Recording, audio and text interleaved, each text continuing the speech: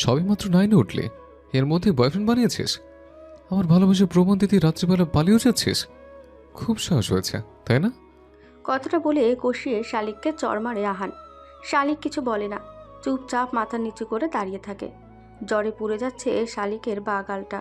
আহান শালিককে ছোটবেলা থেকেই বিরক্ত করছে ঠিকই, কিন্তু শালিক দুঃস্বপ্ন ভাবেনি আহান তাকে চড় মারবে। মাথা নিচু করে নিঃশব্দে কান্না করতে থাকে শালিক। সামনে দাঁড়িয়ে আহান, রাগে তার মুখ দিয়ে কথা বের হচ্ছে না। গলা পর্যন্ত এসে কেমন যেন আটকে যাচ্ছে কথাগুলো। ঠিক খানিকটা দূরেই শালিকের প্রেমিক তামিমকে ধরে রেখেছে আহানের বন্ধুরা। সব নীরবতাকে ভেঙে শালিক কান্না ভেজা কণ্ঠে আহানকে ডাক দেয়। ভাইয়া। চুপ, একটা কথা বলবি না। আহানের হুঙ্কারে কেঁপে ওঠে শালিক। কান্নার মাত্রা যেন আরও বেড়ে যায় শালিকের। আহান সেদিকে কোনো ভ্রুক্ষেপ করে না। মাথা ঠান্ডা করতে শালিকের থেকে খানিকটা দূরে চলে যায় আহান। পাগলের মতন চুল টানতে লাগে নিজের। শালিক যেন এই সুযোগেরই অপেক্ষায় ছিল। আহান দূরে যেতেই শালিক ছুটে যায় তামিমের কাছে। নিজের সর্বস্ব দিয়ে চেষ্টা করে তামিমকে ছাড়ানোর। নাবিল বুঝতে পারে শালিককে আহান ছাড়া কেউ সামলাতে পারবে না। নাবিল আহানকে ডাক দেয়। শালিকের পাগলামি দেখে যেন আহানের মাথায় রক্ত চড়ে বসে। আহান শালিককে সেখান থেকে এনেই আরও দুটো থাপ্পড় মারে। শালিক এবার চিৎকার দিয়ে ওঠে। একেবারে মেরেই ফেলো। একটু পর পর চড় থাপ্পড় দিতে তোমারও এনার্জি সময় নষ্ট হচ্ছে। তার চেয়ে ভালো তামিম আর আমাকে একেবারে মেরে ফেলো। শালিকের কথা শুনে আহান হো হো করে হেসে ওঠে। তাচ্ছিল্যের হাসি দিয়ে বলে, বাহ, মরণের এতই মরার শখ? বাসে নিয়ে যাই, মামি আর সাদ ভাইয়া যেভাবে মারার মারবে না। বাসে নিয়ে যাবে কেন? তোমার হাত নেই? এতগুলো চড় যখন দিতে পারলে মারতেও নিশ্চয়ই হাত কাঁপবে না? কিন্তু মরতে গেলে তোর প্রেমিক পুরুষ তামিমের হাঁটু থরথর করে কাঁপবে। আহানের কথা শুনে শালিক তির্যক দৃষ্টিতে আহানের দিকে তাকায়। শালিকের চাহনিতেই আহান শালিকের মস্তিষ্কের ভেতর ঘুরপাক খাওয়া প্রশ্ন আন্দাজ করে ফেলে। কিঞ্চিত হেসে বলে, বুঝলি না, তাই না? এর জন্য তোকে মাথা মোটা বলি। বলেই আহান বাইকের কাছে যায়। অন্ধকারে স্পষ্ট বোঝা গেল না, তবে খালি হাতে বাইকের কাছে গেলেও হাতে চকচকে ধারালো ছুরি নিয়ে ফেরে আহান। আহান ছাত্র রাজনীতির সাথে যুক্ত এটা শালিকের অজানা নয়, কিন্তু গুন্ডামির সাথে যে যুক্ত এটা শালিকের জানা ছিল না। ছুরিটা শালিকের চোখের সামনে স্পিন করে আহান দুষ্টু হাসি দিয়ে বলে, আমি তোর কাজেখোর বয়ফ্রেন্ডকে মারবো, আর তোকে সাদ ভাই আর মামির হাতে তুলে দেব। তারা তোকে কি করবে সেটা তারাই ডিসিশন নেবে। কথাটা বলেই আহান তামিমের দিকে এগিয়ে যায়। এমন সময় শালিক আহানের সামনে তামিমের ঢাল হয়ে দাঁড়ায়। মা, হলে আমাদের দুজনকে একসাথে মারো। ও এম জি, নাইনের খোকির আবেগ মনে হয় চলে থেকে দুধের মতো উপচে পড়ছে। কৃত্রিম হাসি দিয়ে বলে আহান। মুহূর্তে সেই হাসি বিলীন হয়ে যায়। গোমরা মুখে বলে, অনেক পাকনামি করেছিস, আর একটাও যদি পাকনামি করিস ভালো হবে না বলে দিলাম। কথাটা বলে শালিককে ধাক্কা দিয়ে সরিয়ে দেয় আহান। পুরুষ শক্তির ধাক্কার ডাল সামলাতে না পেরে শালিক মাটিতে পড়ে যায়। আহান ছুরি হাতে নিয়ে তামিমের দিকে এগিয়ে যায়।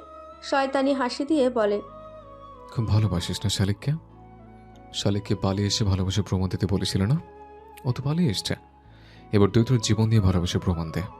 কথাটা বলেই আহান যেই ছুরিটা দিয়ে আঘাত করতে যাবে, তামিমকে ঠিক সেই সময় শালিক এসে ছুরিটা ধরে ফেলে।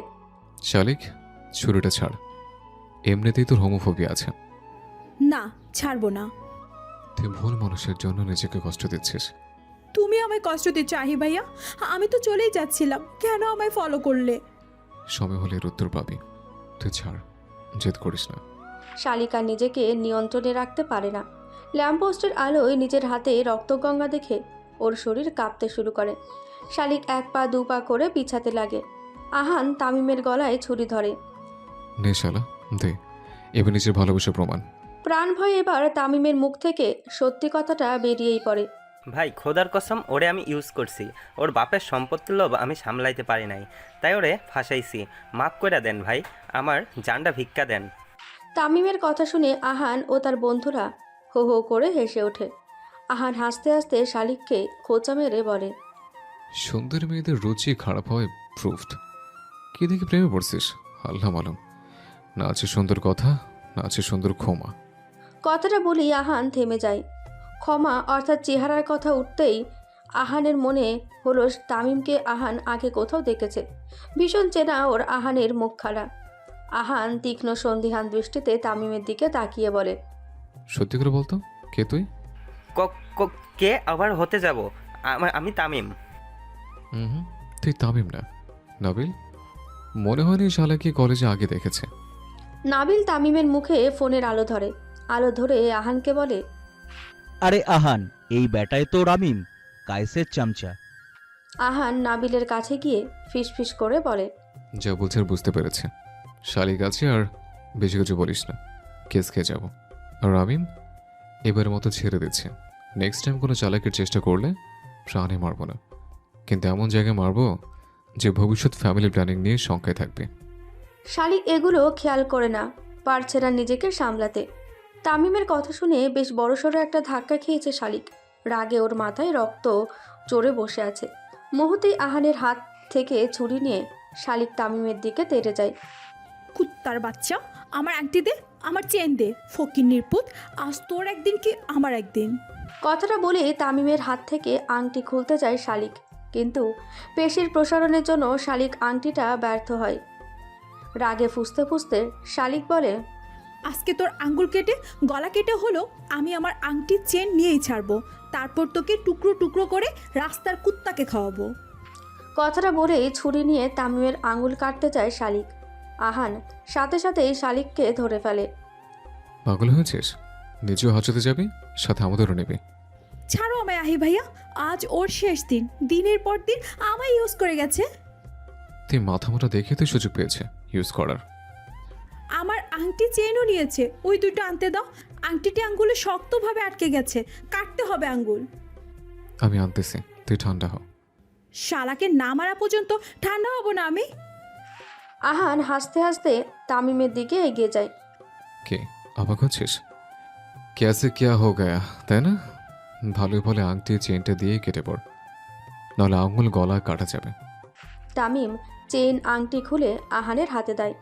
আহান ওর বন্ধুদের ইশারা দিলেই তারা তামিমকে ছেড়ে দেয়।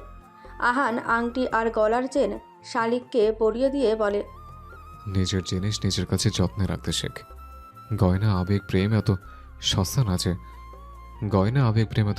যে তোকে রাস্তার ছেলেদের দিতে হবে। তাছাড়া এমনিতেও সোনার দাম দিন দিন বাড়তেছে। শালিক চুপচাপ। আহান পকেট থেকে রুমাল বের করে শালিকের হাতে পেঁচিয়ে দেয়। চল, হাসপাতাল থেকে ঘুরে বাসায় যাব। কথাটা বলেই আহান শালিকের হাত ধরে টান দেয় বাইকের কাছে যাওয়ার জন্য, কিন্তু শালিক যায় না। স্থির হয়ে মূর্তির মতন দাঁড়িয়ে থাকে। যন্ত্র মানবীর মতো করে বলে, আহি ভাইয়া, তুমি না সিগারেট খাও, তোমার কাছে লাইটার আছে? আহান শুকনো ঢোক গেলে এই মেয়ে জানলো কিভাবে আহান সিগারেট খায়? তুই জানলে কিভাবে আমি সিগারেট খাই? তোমায় মন্টুদার চায়ের দোকানে আমি সিগারেট টানতে দেখেছি। ফিউচার পাশের আন্টি। আমার বাবুও তো মনে হয় আমার এমন নজরবন্দি রাখে না। তুমি কোনো পাবলিক ফিগার না যে তোমায় নজরবন্দি করা লাগবে। তোমার আকাম কুকাম আমার এমনিতেই চোখে পড়ে যায়। দনি উল্টায় গেলেও তুই আমার কথা শোনানো ছাড়বি না, বুঝেছি? বোঝোই যখন, তাহলে আর কথা না বাড়িয়ে যেটা চাইলাম সেটা দাও। বিরক্তি নিয়ে শালিকের দিকে তাকায় আহান। পকেট থেকে লাইটারটা বের করে শালিকের হাতে দেয়। শালিক ব্যাগ খুলে টেডি বিয়ার, হার্ট পিলো সহ নানা জিনিস বের করে, যেগুলোর একটা স্তূপ করে রাস্তার মধ্যে করে কাগজের বান্ডিল থেকে একটা কাগজ বের করে লাইটার দিয়ে সেটায় আগুন ধরিয়ে দেয়। সাথে হাউ মাউ করে কাঁদতে লাগে। আহান ওকে বুকে জড়িয়ে নেয়। এগুলো তামিম দিয়েছিল? শালিক হ্যাঁ সূচক মাথা নাড়ায়। সব জ্বালিয়ে দেয়। পুরনো প্রেমিকের দেওয়া জিনিসপত্রের সাথে পুরনো প্রেম আবেগ সব কিছুকে জ্বালিয়ে দেয়। পুরনো শালিককে জ্বালিয়ে দিয়ে নতুন শালিক হয়েছে। সে শালিক আগের শালিকের থেকে অনেক স্ট্রং হবে, অনেক স্ট্রং। রাত 12টা 12:30টার মতন বেজে যায় শালিককে নিয়ে বাসায় ফিরতে। গিয়ে দেখে ড্রয়িং রুমে সবাই বসে আছে। সবার চেহারায় রাগ ক্ষোভের ছাপ স্পষ্ট। শালিককে দেখে আহানের নানু অর্থাৎ শালিকের দাদি উঠে এসে শালিককে কষিয়ে চড় মারে। চুলের মুঠি ধরে বলে, ওরে মুখ পুরি রে, নিজের মুখ তো কালা করলি, লগে আমাগো হক গোলের মুখও কালা করলি। পেইসা মাইয়ার সাহস কত, নাঙ্গের লগে পালাবার গেছে। কথাগুলো বলেই ইচ্ছে মতো শালিককে মারতে থাকে। আহান গিয়ে দাদির সামনে ঢাল হয়ে দাঁড়ায়, হুঙ্কার দিয়ে বলে, এমনিতেই মেয়েটার মনের অবস্থা ভালো না, তার মতো তুমি এসব করছো। যাও তুমি নানু, সরো। আর তোর এই মাগির লইয়া আলগা দরদ দেখান লাগবো না। তুই তোগো বাসায় যা, আমগোর হাতে তুইলা দে এই মাগিরে। ছি, কি অশ্লীল তোমার মুখের ভাষা। একবার কবরে চলে গেছে, তাও তোমার ভালো হওয়ার নামগন্ধ নাই। মরার ভয়ে অন্তত মানুষ ভালো হয়, বোঝাই যায়। তুমি মানুষের জাতেই পড়ো না। আহান, তুই কইল বেশি কইতাছস। তোমার মুখ আছে, তুমি বলতেছ, তো আমার মুখ থাকতে কেন আমি চুপ করে থাকবো? শালিকের গায়ে যদি ফুলের টোকাও লাগে, তাহলে আমার থেকে খারাপ আর কেউ হবে না, বলে দিলাম। হ, ওই মাইয়া রে কি কমু, দোস্ত তার যে ওরে প্যাডে ধরছে, ওর মাই নষ্টের গোড়া। দাদির কথা শুনে আহান শালিককে মায়ের দিকে তাকায়। বেচারি চোখ দিয়ে নীরবে শুধু নোনা জল পড়ছে। গায়ে আঘাতের দাগ স্পষ্ট, ফর্সা ত্বকে আঘাতের চিহ্নগুলো নীলচে রং হয়ে গেছে। তুমি মামিকে মেরেছ, তাই না? হ, ওর মাই তো নষ্টের গোড়া। এখন আমি যদি বলি তুমিও নষ্টের গোড়া, তোমার প্রশ্রয় আম্মু এমন হয়েছে? তুই তোর মা নানিরে নিয়া এই না কইতে পারলি আহান? পারলাম, কারণ তোমার প্রশ্রয় আমার আম্মু আমার দাদির সাথে ওরকম করেছে। মেয়েকে যদি সঠিক শিক্ষা দিতে, তাহলে হয়তো আমার দাদিকে এত কষ্ট নিয়ে দুনিয়া ছাড়তে হতো না। তোমারও দুনিয়া ছাড়ার সময় হয়ে আসছে, সময় থাকতে ভালো হয়ে যাও। অনেক অত্যাচার করেছো মামির উপর। মেয়ে তো মেয়েই, এখন যদি বিছানায় পড়ো, তাহলে মামি ছাড়া কেউ দেখবে না। কথাগুলো এক নিঃশ্বাসে বলে আহান শালিককে নিয়ে ওর ঘরে যায়। যাওয়ার সময় আস্তে করে শালিকের বাবার কানে আহান বলে, কেন কেন মামিকে আনলে? আর কেনই বা সাদ ভাইয়া শালিককে জন্ম দিল? যদি তোমার মায়ের আঁচলে তলেই থাকতে হয়, নামমাত্র পুরুষ আর ওসি তুমি। তুমি থাকতে তোমার মা কোন সাহসে তোমার মেয়ে তোমার বউয়ের উপর হাত তোলে? ভালো ছেলে হতে পারলেও ভালো বাবা বা স্বামী হয়তো তুমি কখনো হয়ে উঠতে পারবে না মামা। বাবাকে কিছু বলো না ভাইয়া। তুই চুপ থাক। শালিকের কথার জবাবে বলে আহান। শালিককে ওর ঘরে রেখে এসে আহান বাসায় যাওয়ার প্রস্তুতি নেয়। রুম থেকে বের হবি না, কিছু লাগলে মামিকে বলিস। বুড়িকে যা থেরাপি দিয়েছে, মনে হয় না আর ঝামেলা করবে। কথাটা বলেই আহান বেরিয়ে যেতে নেয়। ঠিক সেই সময় শালিক পেছন থেকে আহানের টি শার্ট টেনে ধরে। বাচ্চা সুলভ দৃষ্টিতে তাকিয়ে বলে, যেও না আহি ভাইয়া, দাদি আমাকে মেরেই ফেলবে। ভাইয়া থাকলে অত ভয় ছিল না, কিন্তু ভাইয়া তো টুরে গেছে। শালিকের জন্য আহানের মনের ভিতর একটা সফট কর্নার আছে, তাই শালিকের কথা ফেলতে পারে না সে। মুচকি হেসে বলে, আচ্ছা তুই ঘুমা, আমি এখানে আছি। রাতে খাইনি, দেখি মামিকে রান্না করেছে। অনেকদিন হলো মামির হাতে রান্না খাই না। কথাটা বলেই আহান রান্নাঘরের দিকে পা বাড়ায়। এক কদম ফেলেই পেছন ফিরে শালিকের দিকে তাকায়। তুই খেয়েছিস? হুম। মিথ্যে বলিস না তো? ওই তামিমের কসম। আহান হেসে দেয়, হাসতে হাসতে বলে, তার মানে মিথ্যে বলছিস। বস, আমি খাবার নিয়ে আসছি। ডাইনিংয়ে গিয়ে আহান শালিকের মায়ের কাছে খাবার চায় আর জিজ্ঞেস করে সবাই খেয়েছে কিনা। শালিকের মা দীর্ঘশ্বাস ফেলে বলে, আর খাওয়া, মেয়ে যে কাজ করেছে তাতে সমাজে মুখ দেখানো দায়। শুধু শুধু প্যারা নিও না মামি, বড় কোনো অঘটন তো ঘটেনি। আল্লাহর কাছে শুক্রিয়া আদায় করো। আর ক্ষুধা লাগছে অনেক। কি রান্না করছো? তাড়াতাড়ি খাইতে দাও। শালিকের মা একটা প্লেটে ভাত আর মুরগির মাংস বেড়ে দেয়। আহান সেটা নিতে নিতে বলে, প্যারা না নিয়ে সবে খেয়ে নাও। আর এই যে বুড়ি, তুমিও গেলে নাও, নানাকে ওপারে আরও কিছুদিন শান্তিতে থাকতে দাও।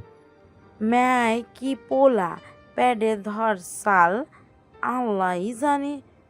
বড়টা তাও যেন তেন, ছোটটা তো আস্তা শয়তান। এই শান্তা নিজের পোলাপানের লগে আমার মাইয়ার পোলাটিরেও নষ্ট করছে। আমি জানি আমি শয়তান, এখন গালাগাল না দিয়ে খেয়ে নাও। কথাটা বলেই আহান প্লেট নিয়ে শালিকের ঘরে যায়। শালিককে কয়েক লকমা খাইয়ে দিতেই ওপাশ থেকে আহানের মায়ের ফোন আসে। আহান প্লেটটা বিছানায় রেখে কল রিসিভ করে। কই তুই খাবি না? মামার বাড়ি খাইতে আসছে, আজ তোমার ওখানে খাবো না। শালিক উড়াল দিয়েছে আর তুই গেছিস ওইখানে পিকনিক করতে। কে বললো শালি কোরাল দিয়েছে? এই খাটাস বুড়িটা না? আহি, বেয়াদবির একটা লিমিট থাকে কিন্তু, ভুলে যাস না সে আমার মা, তোর নানু। মা গুনেছি। কিছু বললি? না, তুমি ফোন কাটো, ক্ষুধা লাগছে, খাবো। কথাটা বলেই আহান ফোন কেটে দেয়। শালিক খেতে খেতে বলে, আমি যে ওই আকামটা করতে গিয়েছিলাম, ওটা এখন হট টপিক, তাই না? মেবি, হতো না। ওই বুড়ি ছড়িয়েছে। হ্যাঁ, তো আমার সাথে ঝগড়া করিস, ওই বুড়িকে কিছু বলতে পারিস না? শালিক তার ছেলের হাসি হাসে। আমি কিছু বললে তার আঘাত গিয়ে পড়ে আম্মুর উপর, মার দিতে পর্যন্ত ছাড়ে না। বাবা মা নিয়ে গালাগালি তো আছে, ভাইয়াও এই জন্য খুব একটা কিছু বলতে পারে না দাদুকে। আর আব্বু তো আব্বুই। বাদ দে, তাড়াতাড়ি খা। তোকে খাওয়ানোর পর আমি খাবো। শালিক খাবার চিবোতে চিবোতে বলে। আমায় যে তুমি এমনভাবে খাওয়াচ্ছ, তোমার বউ এসব জানতে পারলে তোমায় আস্ত রাখবে। বউ পরে নিজেই লজ্জা পাবে শুনে। হেসে বলে আহান। শালিক সন্দিহান দৃষ্টিতে চেয়ে বলে, মানে? ভাত কিল। সেদিন আহান আর বাসায় যায় না, সাদের ঘরেই শুয়ে পড়ে। ফোনের ওয়াইফাই অন করতেই সাদের মেসেজে আহানের ফোন কেঁপে ওঠে। আহান, অঘটন হয়েছে বলে। কিসের অঘটন? শালিক বলে পালিয়েছে। সাদের রিপ্লাই আসে। আহান হাহা রিয়াক্ট দিয়ে বলে, শালিক শালিকের বাসায় আছে। সেদিন শয়তান লাড়া দিয়েছিল, আমি চলিয়ে শয়তান ঘাট থেকে নামিয়েছে। তুমি মিয়া ট্যুর এনজয় করো। কই এখন তুই? তোমার রুমে। আলমারি থেকে তোমার টি শার্ট বের করতে গিয়ে একটা ওড়না পেলাম, পাঞ্জাবের সাথে পরার জন্য কিনছো। তুই কোন সাহসে আমার আলমারিতে হাত দিয়েছিস? কারণ আমি তোমার ছোট্ট ভাই। খানিকটা আহ্লাদি কণ্ঠে বলে আহান। এরই মধ্যে আয়াতের মেসেজ আসে। আয়াত আহানের বড় ভাই, পুরো আহানের বিপরীত। একটা কারণে তার মায়ের ওপর ভীষণ অভিমান, তাই সে মায়ের সাথে কথা বলে না। বাবাকেও এখনও বাবা বলে ডাক দেয়নি। অবশ্য আহান আয়াতের মা এক হলেও ওদের বাবা ভিন্ন। এর মধ্যেও লুকিয়ে আছে এক গভীর রহস্য আর অদ্ভুত কারণ। বুঝ হওয়ার পর না আয়াত বাবাকে মেনে নিয়েছে, আর না মাকে ক্ষমা করেছে। তবে ছোট ভাই বোন আহান অহনাকে যথেষ্ট স্নেহ করে। আয়াত, শালিককে এনেছিস? ভুট্টুতে 14 গোষ্ঠীকে ঘাট থেকে নামিয়েছে, তারপর বাসায় এনেছে। বাসার পরিস্থিতি কেমন? ঠান্ডা। ওই বুড়ি শালিককে মেরেছিল, এমন থেরাপি দিয়েছে। আম্মু এদিক দিয়ে রাগারাগি করছে। করুক গে, নানুর মতোই হয়েছে। আগে আমায় তুমি মামির কাছে ফেলে এখানে ওখানে যেত, আর এখন তার দরদ উতলে পড়ে। স্বার্থপর মহিলা। আমায় না হয় ঠকিয়েছে, তাই আমার এত রাগ মহিলার উপর। কিন্তু তোর এত রাগ কিসের? বুঝবে না, তোমার ভাই তো প্রকাশ করলেও সব কিছু প্রকাশ করতে পারে না। খোসা দিলি? না, জেনেটিক্যাল স্বভাব বোঝাইলাম। কিন্তু তুই আমি তো আলাদা। বংশ তো একই, আর ভাই তো ভাই। মাঝে মাঝে নিজেকে অনেক লাকি লাগে যে আমি তোমার মতো ভাই পেয়েছি। 3টা বাজে, ঘুমা। আচ্ছা ভাইজান। হ্যাঁ রে শালে, তুই নাকি তোর বয়ফ্রেন্ডের সাথে পালিয়ে গিয়েছিলি। খুব তো ভাব দেখাতি, কিন্তু তলে তলে যে এত কিছু করলি আমরা তো টেরও পেলাম না। সহপাঠীদের এমন কথায় খানিকটা হকচকিয়ে যায় শালিক। আজ 3 দিন পর সে স্কুলে এলো। মন ভালো করার জন্য বলতে গেলে এক প্রকার জোর করেই আহান শালিককে স্কুলে রেখে যায়। কিন্তু স্কুলে এসে মন ভালো তো দূরেই থাক, এই মুহূর্তে শালিকের আত্মহত্যা করতে ইচ্ছে করছে। বাস্তবতা এত কঠিন শালিকের জানা ছিল না। যাদের বন্ধু ভেবেছে তাদেরই কথার আঘাতে শালিকের হৃদয় ক্ষত বিক্ষত হচ্ছে। আসলে দুনিয়াতে কেউ কারো আপন না, সব মরীচিকা। শালিক চোখ বন্ধ করে বেঞ্চে মাথা রাখে, চোখ দিয়ে অনবরত নোনা জল গড়িয়ে পড়ে। স্কুলের ওয়াশরুমে চলে যায় শালিক। ওয়াশরুমে গিয়ে ওয়াশরুমের দেয়ালে অনবরত ঘুষাঘাত লাগে শালিক।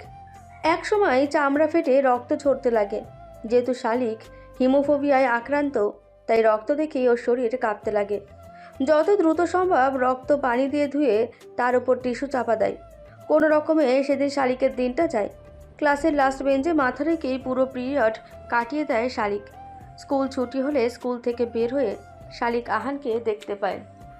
ভাইয়া, ফিজিক্স প্রাইভেট শেষ, তোর স্কুল ছুটিরও সময় হয়ে গেছে, তাই ভাবলাম নিয়ে যাই তোকে। শালিক আর কথা না বাড়িয়ে বাইকে ওঠে।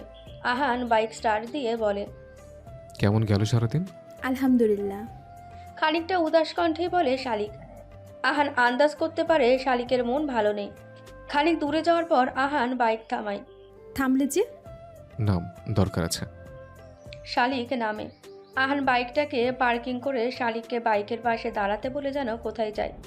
শালিকে দাঁড়ানো স্থানের পাশে ছিল একটা বড় কৃষ্ণচূড়া গাছ। সেই গাছের ফুলে ছেয়ে গেছে পুরো রাস্তা। শালিক রাস্তা থেকে কয়েকটা ফুল তুলে আনমনেই দেখতে লাগে। তোর হাতে কি হয়েছে? আহানের আকস্মিক প্রশ্নে খানিকটা কেঁপেই ওঠে শালিক। শালিক কিছু বলার আগেই আহান এসে ওর হাতটা ধরে। এমন হলো কিভাবে? গায়ে এতই জোর, দেওয়ালে ঘুষে দেস? রাগ উঠলে শরীরে আপনা আপনি শক্তি চলে আসে। নিম্ন স্বরে বলে শালিক। আহান ভ্রু কুচকে বলে, রাগ উঠলো কেন? ওই যে ওরা খোঁচা দিয়ে কথা বলছিল অনেক। তুই তুই সুন্দর হাতটাকে এইভাবে আঘাত করবি? যে হাত ভুল মানুষের হাত ধরে সে হাত কিভাবে সুন্দর হয় বলতে পারবে আহি ভাইয়া? আহান শালিকের এমন প্রশ্নের উত্তর খুঁজে পায় না। বেশ ভালোভাবেই বোঝা যাচ্ছে মেয়েটা ভেতরে ভেতরে একদম ভালো নেই। বেশ বড়সড় আঘাত পেয়েছে মেয়েটা। আহান শালিকের মন অন্যদিকে নেওয়ার জন্য আলতো করে ওর মাথায় থাপ্পড় মারে। শালিক আহ বলে ওঠে। আহান প্যাকেট থেকে শালিকের হাতে আইসক্রিম দিয়ে বলে, খা গেল, মন শরীর মাথা সব ঠান্ডা হয়ে যাবে। জুনের শুরু, সূর্যের তেজে প্রকৃতি মৃত্যুপ্রায়। মাইগ্রেনের তীব্র ব্যথায় শালিক আর আজকে স্কুলে যায়নি। তার মধ্যে চলছে পিরিয়ড। মনে হচ্ছে পেটে কেউ সজোরে হাতুড়ি পেটা করছে। ঘরের সব জানালা দরজা বন্ধ করে অন্ধকারে শালিক শুয়ে আছে। বমি বমি ভাবও আছে কিছুটা। ভাবনা শেষ হতে না হতেই শালিকের মুখ ভরে বমি আসে। ছুটে যায় সে ওয়াশরুমে। ওয়াশরুমের পাশেই দাদির রুম। শালিককে মুখ ভরে বমি করতে দেখে দাদির মাথায় হাত। চিৎকার চেঁচামেচি লাগিয়ে দেন তিনি। ওরে খোদা রে, সর্বনাশ হইয়া গেছে। মাইয়াডায় আকাম কুকাম কইরা প্যাডের মধ্যে বাচ্চা পড়ছে রে। শেষ শেষ, আমগো সব শেষ। বাথরুম থেকে শালিক সবই শুনছিল। রাগে ওর গা কাঁপতে শুরু করে। শাশুড়ি চিৎকার চেঁচামেচি শুনে মিসেস শান্তা ঘর থেকে বেরিয়ে আসেন। কি হয়েছে মা? কি হয়েছে তোমার? মাইয়ারে জিগাও গা। আমরা জিগাও কে? কইছিলাম বিয়া দিয়ে দেই গা। কেরা হুনে কার কথা? এমন মান ইজ্জত লইয়া টানাটানি। তোমার মাইয়া প্যাডের মধ্যেই বাচ্চা ভরছে। শাশুড়ির কথা শুনে মিসেস শান্তা ভ্রু কুঁচকে কিছুক্ষণ স্তব্ধ হয়ে দাঁড়িয়ে থাকেন। পাগল তার শাশুড়ি নাকি সে নিজেই নাকি শালিক তার বুঝে আসে না। দৌড়ে ওয়াশরুমে মেয়ের কাছে যান। গিয়ে দেখেন শালিক হাত মুখ ধুচ্ছে। শালিক কোনো কথা না বলে বাথরুম থেকে বেরিয়ে যায়। বেরোতে না বেরোতেই দাদির কথা আবার শুরু হয়। কই তোর নাঙে কই? প্যাডের মধ্যে বাচ্চা ভইরা দিয়া কুনু পালাইছে। চুপ, আর একটাও উল্টাপাল্টা কথা বলছো বুড়ি। হ, হাসা কথা তো উন্ডা পান্ডা লাগবই। তুমি মনে হয় আমার পেটের ভিতর ঢুকে বাচ্চা দেখে আসছো। জীবনে এই লেভেলে ভাই কনফিডেন্স দরকার। পিরিয়ড চলছে আবার আবার বাচ্চা। হ্যাঁ, আব্বু ফুপি যখন পেটে তখন তোমার পিরিয়ড হতো। বলদ হতে পারি, কিন্তু তাই বলে অতটাও বলদ না যে জানবো না প্রেগনেন্সির সময় মানুষের পিরিয়ড অফ থাকে। শালিকের কড়া কথায় দাদি চুপ হতে বাধ্য হয়। শালিক চুলের খোপা করতে করতে ঘরের দিকে পা বাড়ায়। রেস্টুরেন্টে বসে বন্ধুদের সাথে আড্ডা দিচ্ছে আয়াত। অর্ডারকৃত খাবার এখনো আসেনি। পকেট থেকে লাইটার বের করে সিগারেট ধরিয়ে কয়েকটা টান দিতেই মেয়েলি কণ্ঠস্বর আয়াতের কর্ণকুহরে বাজে। এক্সকিউজ মি স্যার, এখানে স্মোকিং অ্যালাউ করা হয় না। মেয়েলি কণ্ঠস্বরটাকে অনুসরণ করে তার দিকে তাকাতেই আয়াত শ্যামবর্ণের একটি মেয়েকে দেখতে পায়। লম্বা চওড়া গড়নের মেয়েটির পরনে ছিল ওয়েটারদের ইউনিফর্ম। ঠোঁটে নুট কালারের গোলাপি শেডের লিপস্টিক আর কিঞ্চিত হাসি। আয়াত ড্যাব ড্যাব করে মেয়েটার দিকে তাকিয়ে থাকে। আয়াতের তাকানোতে মেয়েটা কিছুটা ইতস্তত বোধ করে। নার্ভাস কণ্ঠে বলে, সরি স্যার। আয়াত কোনো কথাই বলে না, এক দৃষ্টিতে মেয়েটার দিকে তাকিয়ে থাকে। মেয়েটা আরও ইতস্তত বোধ করে। আয়াতের থেকে কোনো রেসপন্স না পেয়ে মেয়েটা চলে যায়। আয়াত তখনও এক দৃষ্টিতে মেয়েটার যাওয়ার পানে চেয়ে আছে। আয়াতের এইরূপ আচরণে আয়াতের বন্ধুরাও বেশ লজ্জাজনক পরিস্থিতিতে পড়ে। সালা, আর জীবনে মেয়ে দেখিস নাই? এমন করে মেয়ে দেখার কি আছে? তুষার বলে। আয়াতের ঘোর তখনও কাটেনি। বাধ্য হয়ে আয়াতের পিঠের মধ্যে চড়ি মারে তুষার। হক চকিয়ে ওঠে আয়াত। কি হয়েছে? ঘোড়ার ডিম, মেয়েটাকে এভাবে দেখার কি ছিল? অনে কিছু ছিল? তোর শালা এখনো ঘোর কাটে নাই? তুষারের কথা শেষ হতে না হতেই ওই মেয়েটা খাবার নিয়ে আসে। টেবিলে রেখে সে চলে যাচ্ছিল। এমন সময় আয়াত মেয়েটাকে পেছন থেকে ডাক দেয়। মেয়েটা থেমে যায়। আয়াত মেয়েটার সামনে গিয়ে দাঁড়ায়। মেয়েটা সন্ধিহান দৃষ্টিতে আয়াতের দিকে তাকায়। আপনার নামটা জানতে পারি? জুই। আগে পরে কিছু নাই? ফারজানা হক জুই। Thank you. কথাটি বলেই আয়াত চলে যায়। জুই তির্যক দৃষ্টিতে আয়াতের দিকে চেয়ে থাকে। যত সব বড়লোক বাপের বিগড়ে যাওয়া ছেলে, মেয়ে দেখলেই ময়না পাখির মতন ছলাৎ ছলাৎ করে নাচে। খাওয়া শেষ হলেই বিল পে করে আয়াত ও তার বন্ধুরা বের হয়। বের হওয়ার সময়ও আয়াতের চোখজোড়া সেই প্রেয়সীকেই খুঁজছিল, পেয়েও যায়। সহকর্মীর সাথে গল্পগুজবে ব্যস্ত। শ্যামাঙ্গিনীর শান্ত শীতল স্নিগ্ধ হাসি আর কারো মনে ঝর্ণা তুললেও আয়াতের হৃদয়ে তীব্র ঝড় তোলে। লাভ অ্যান্ড ফার্স্ট সাইট বোধ হয় একেই বলে। মরুভূমির বুকে এভাবেও শ্রাবণের প্রেম বর্ষণ হতে পারে। আয়াতের চাহনি দেখে তুষার বুঝতে পারে আয়াতের মনে কিছু একটা চলছে। কাঁধ দিয়ে আয়াতকে ধাক্কা দেয়। কি রে, তোর মতো ছেলের মনেও বসন্ত এলো নাকি? নাম্বার এনে দেবো? আরে না, মোহ হতে পারে। তোর জন্মের আগে তোর বাবা মারা গেছে, আর জন্মের পর মা। বুঝ তুই কেমন কোফা? বাপ মাকে তো খেয়েছিসই, এখন আমাদের খাওয়ার ধান্দায় আছিস। খেতে বসেছিল জুই। মামির এমন কথায় জুই আর খাবার মুখে তুলতে পারে না। ঠিকই তো, একটা মেয়ে কত বড় কুফা হলে তার জন্মের আগে বাবা আর জন্মের পর মা মারা যায়। ভালোই ভালোই বলছি, সম্পত্তিগুলো তোর মামা বা আমার নামে লিখে দে। কখনোই না। এই সম্পত্তির লোভে অন্তত আমায় থাকতে দিয়েছো। লিখে দিলে আমায় রাস্তায় ছুঁড়ে ফেলে দিতে তোমরা দুইবারও ভাববে না। খুব চোপা হয়েছে দেখা যায়। ছিলই বা না কবে। চুপ করে কতদিনই বা থাকবো? রেস্টুরেন্টের ওয়েটারের কাজ করে নিজের পড়াশোনার খরচ চালাচ্ছি। শুধু মাথা গোজার ঠাঁইটুকু দিয়েছো। আগে তো দাদা বাড়িতেও থাকতাম। এসএসসির সময় দাদি মারা গেল। 2 বছর হলেও তোমরা আশ্রয় দিয়েছো। অসুবিধা হলে বলো, আমি বেরিয়ে যাব।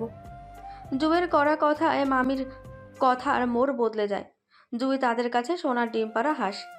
এভাবে হাতছাড়া হয়ে যায়। মামি কৃত্রিম হাসি দিয়ে জুইয়ের পাশে যান। মাথায় হাত বুলাতে বুলাতে বলেন, দূর পাগলি, মজা করলাম। তুই এভাবে কষ্ট পাবে জানলে কখনোই অমন মজা করতাম না। এতদিনও আমার সাথে যা যা করেছো সেগুলো কি মজা মামি? কথা শোনানো, মরা বাবা মাকে তুলে গালিগালাজ, এগুলো তোমার মজা? সত্যি বলতে মামি, তোমার মজাগুলো না খুবই সস্তা আর নিম্ন মানসিকতার। রাত প্রায় 3টে। আয়াত বিছানায় শুয়ে আছে, ঘুম নেই তার চোখে। জুইকে দেখার পর থেকেই তন্ত্র যেন তার অক্ষিযুগল থেকে চিরতরে বিদায় নিয়েছে। কিন্তু আয়াত এই অনুভূতিকে জাগাতে দিতে চায় না।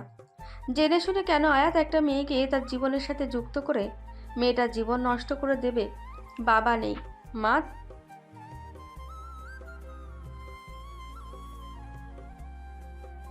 মন থেকে মেনে নিতে পারেনি। আরিফ সাহেব রোড অ্যাক্সিডেন্টে গত হওয়ার পর আয়াতের আর কাউকে বাবা ডাকা হয়নি, আর হবেও না। কারণ বাবা তো বাবাই। পৃথিবীতে অনেক কিছুর বিকল্প থাকলেও মা বাবার কোনো বিকল্প হয় না। আয়াতের মা পেশায় একটি কলেজের প্রভাষক। আয়াতের বাবা বেঁচে থাকতেই তার চাকরিটা হয়। তেরা স্বভাবের আরিফ সাহেব স্ত্রীকে খুব কড়া নজরেই রাখতেন। আরিফ সাহেবের বড় ভাই আশরাফ সাহেব প্রবাসে থাকায় তার আর বিয়ে করা হয়ে ওঠেনি। আরিফ সাহেবের গত হওয়ার পর আয়াতের দাদা দাদি আয়াতের মায়ের সাথে তার বিয়ে দেন। আয়াতের তখন বয়স 5 কি 6 হবে। নতুন স্বামী পেয়ে বেপরোয়া হয়ে ওঠেন মিসেস লাকি। আশরাফ সাহেব আরিফ সাহেবের বিপরীত ছিলেন, যার দরুন তিনি স্ত্রীকে খুব একটা কিছু বলতেন না। বেতন শুরু হয় আয়াতের মায়ের আচার আচরণ আরও উশৃঙ্খল হয়ে ওঠে। আগে বোরখা পরে বের হতেন, এখন সেই মহিলা কোনো রকমে গলায় ওড়না ঝুলিয়ে যান। আয়াতের স্পষ্ট মনে আছে। আয়াতের দাদা দাদি এই বিষয়ে কিছু বললেই আয়াতের মা তাদের সাথে বেয়াদবি করতেন, চিৎকার করে বলতেন, কারো কামাইয়ে খায় না, নিজের কামাইয়েই খায়। অযোগ্যরা ক্ষমতায় পেলে যা হয় আর কি। এই রকম আচার আচরণের জন্যই আয়াতের মন থেকে ওর মা ওঠে না। মিসেস লাকি শুধু আয়াত, আহান আর অহনাকে পেটে ধরে জন্মই দিয়েছেন। তাছাড়া ওদের যাবতীয় কেয়ার মিসেস শান্তা অর্থাৎ শালিকের মাই করত, যার দরুন মা বলতে আয়াত, আহান মামিকেই চেনে। অহনা বাচ্চা মেয়ে, কাদামাটির মতো। বড় 2 ছেলেকে মন মতো গড়তে না পারলেও ছোট মেয়েকে ঠিকই নিজের মন মতো গড়ে নেওয়ার জন্য সাধ্যমতো চেষ্টা করেছেন মিসেস লাকি। মানুষের যে বেঁচে থাকার জন্য জীবনের প্রতি একটা আগ্রহ থাকে, আয়াত সেটা বহু আগেই হারিয়ে ফেলেছে। এমন জীবনের সাথে জড়িয়ে একটা মেয়ের জীবনকে আয়াত নষ্ট করতে চায় না। মানুষ মাত্রই স্বার্থপর। কিন্তু জীবনের এক পর্যায়ে কিছু মানুষ কোনো স্বার্থ খুঁজে পায় না। দেহের মৃত্যুর রেজিস্টার রাখা হয়, আত্মার মৃত্যুর না। আয়াতের আত্মার মৃত্যু অনেক আগেই হয়ে গিয়েছে, এখন শুধু দেহের মৃত্যু বাকি। আত্মহত্যা মহাপাপ বলে অনেক মৃত আত্মারা জীবন্ত দেহ নিয়ে এই পৃথিবীতে বেঁচে আছে। আম্মু, হুম একটা কথা বলবো। বল। আনি ভাইয়া ফুপাকে আব্বু ডাকে না কেন? মেয়ের চুলে তেল দিয়ে দিচ্ছিলেন মিসেস শান্তা। মেয়ের প্রশ্নে চুল আঁচড়ানো থামিয়ে দেন সে। তটস্থ হয়ে বলেন, তুই কি এটা আনি বা আহিকে জিজ্ঞাসা করেছিলি নাকি? না, কিছু একটা ঘাবলা আছে। জিজ্ঞাসা করলে যদি কষ্ট পায় তাই জিজ্ঞাসা করিনি, কিন্তু অনেক দিন ধরে প্রশ্নটা ঘুরপাক খাচ্ছিল মনে। মেয়ের কথায় হাঁপ ছেড়ে বাঁচেন মিসেস শান্তা। আয়াত আহান মিসেস শান্তার কাছে স্বাদের থেকে কোনো অংশে কম না। তিনি কিছুতেই চান না ওরা শালিকের দ্বারা কষ্ট পাক। কোলে পিঠে করে দুই ভাইকে মানুষ করেছেন, মায়া বলে কিছু তো একটা আছে। আম্মু, প্রশ্নের উত্তরটা কি পাবো? জানার দরকার। বড় হয়েছিস। আহি আনির মা এক হলেও বাবা আলাদা। মানে? আনির বাবাও ছোট থাকতে মারা গেছে। তারপর আনির দাদা দাদি তাদের বড় ছেলে যে প্রবাসে ছিল, অর্থাৎ আহির অহনার বাবার সাথে তোর ফুপুর বিয়ে দেন। ফুপুর মতো মানুষকেও কেউ দুবার পুত্রবধূ করেন? এমন ব্রেনলেস মানুষও দুনিয়ায় ছিল? মানে? না মানে, ফুপি যে টাইপের মানুষ, জেনে শুনে কেউ খাল কেটে তার কুমির আনতো না। ব্রেন নেই দেখেই তো। আয়াদের বাবা কড়া আর তেরাধাসের মানুষ ছিলেন। তার ভয়ে তোর ফুপু সব সময় তটস্থ থাকতো। আর আহানের বাবা উল্টো, তার চুপচাপ স্বভাবের, যত পারেন ঝামেলা এড়িয়ে চলেন। বুঝেছি, আর বলা লাগবে না। চুল বেঁধে দিয়েছি, পড়তে বস, কয়েকদিন পরেই এসএসসি। শালিক আর কথা বাড়ায় না, উঠে গিয়ে পড়ার টেবিলে বসে। যেভাবেই হোক ম্যাট্রিকে ভালো রেজাল্ট করতে হবে। তামিমকে চোখে আঙুল দিয়ে দেখিয়ে দিতে হবে শালিক ভেঙে পড়েনি ওর ছলনায়, উল্টে আরও শক্ত মনের মানুষ হয়েছে। তবে প্রথম প্রেম ভুলে যাওয়ার মতো নয়। তামিমের প্রতি যে আবেগ ভালোবাসা শালিকের ছিল, সে আবেগ ভালোবাসা হয়তো কারো প্রতি শালিকের আসবে না। হুমায়ুন আহমেদের আজ রবিবার নাটকের মুনা বলেছিল, আমরা সবসময় ভুল মানুষকে ভালোবাসি। আবেগ ভালোবাসা এগুলো সবার জন্য বরাদ্দ নয়, কেবলমাত্র একজনের জন্য এগুলো বরাদ্দ। আর সেই একজন যদি ভুল মানুষ হয়, তাহলে কি জীবনে আফসোসের কোনো কমতি থাকার কথা? আহান, আমার মনে হয় তোর ফোনের ওয়ালপেপারে শালিকের ছবি দেখেই কায়েস ওকে টার্গেট করে। নাবিলের কথা শুনে ভাবলেশীন দৃষ্টিতে নাবিলের দিকে তাকায় আহান। সিগারেটের জ্বলন্ত ফিল্টারটা মাটিতে ছুঁড়ে ফেলে শান্ত শীতল কণ্ঠে বলে, তোর শুধু মনে হচ্ছে, আর আমি শিওর। তাহলে কিছু বলছিস না যে? কুত্তে আমায় কামড়ালে আমি কুত্তাকে কামড় দিতে যাব? আহানের কথা শুনে নাবিল আকাশ থেকে পড়ে। বন্ধু বান্ধব কাউকে কেউ কিছু বললে যে আহান তেড়ে যেত, সে আহানই কিনা আজকে এমন কথা বলল। নাবিল হাত দিয়ে আহানের শরীরের তাপমাত্রা চেক করে। আহান বেকুব হয়ে যায়। হয়েছে? চেক করতেছি। তোর জ্বর ঠর হলো নাকি? আমার কিছু হয়নি, তুই ব্রেনটে ফেলে এসছিস। সিগারেটের সাথে গাঁজা টানা ধরলি কবে? সঙ্গ দোষে লোহা ভাসে।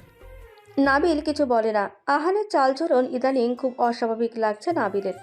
ভেতরে ভেতরে কিছু একটা নিয়ে আহান বেশ গভীরভাবে পড়ে আছে। এখন এগুলো নিয়ে জিজ্ঞাসা করলে এই তেরা তেরা কথাই বলবে আহান। তার থেকে কিছু না জিজ্ঞেস করাই ভালো। যেচে কে পচানি খেতে যায়। এসএসসি পরীক্ষা শেষ হয়েছে 2 দিন হলো, প্র্যাকটিক্যাল এখনও বাকি। আগে থেকে শালিক সেগুলো গুছিয়ে রেখেছিল বিধায় অলস সময় বার করতে হচ্ছে শালিককে। একে তো প্রচণ্ড গরম, তার উপর লোডশেডিং। বিরক্ত হয়ে বারান্দায় বেরিয়ে আসে শালিক। গাছগুলো কেমন যেন নেতিয়ে পড়েছে। নিচে রাখা কোকাকোলার খালি বোতলটা নিয়ে বেসিন থেকে পানি ভরে আনে শালিক। গাছে পানি স্প্রে করতে গিয়ে আহানের বাইকের মতন বাইক দিয়ে ক্যাপ পরা এক তরুণকে যেতে দেখে শালিক। প্রথমে আহান ভাবলেও পরে মনের ভুল ধরে উড়িয়ে দেয় বিষয়টাকে। একই বাইক তো অনেকজনেরই থাকতে পারে, আর আহান তো ক্যাপ পরে না। শালিকের ভাবনা শেষ হওয়ার আগেই কলিং বেলের আওয়াজ হয়। শালিক গিয়ে দরজা খুলে আহানকে দেখতে পায় ক্যাপ পরা অবস্থায়। তাহলে আহানকে চিনতে শালিকের ভুল হয়নি। আহান ভেতরে ঢোকে। হঠাৎ এতদিন পর? আমার মামা বাড়ি আমি যখন খুশি আসবো, তোকে কৈফিয়ত দিতে হবে? বাবলেশন উত্তর দেয় আহান। শালিক কিছু বলে না।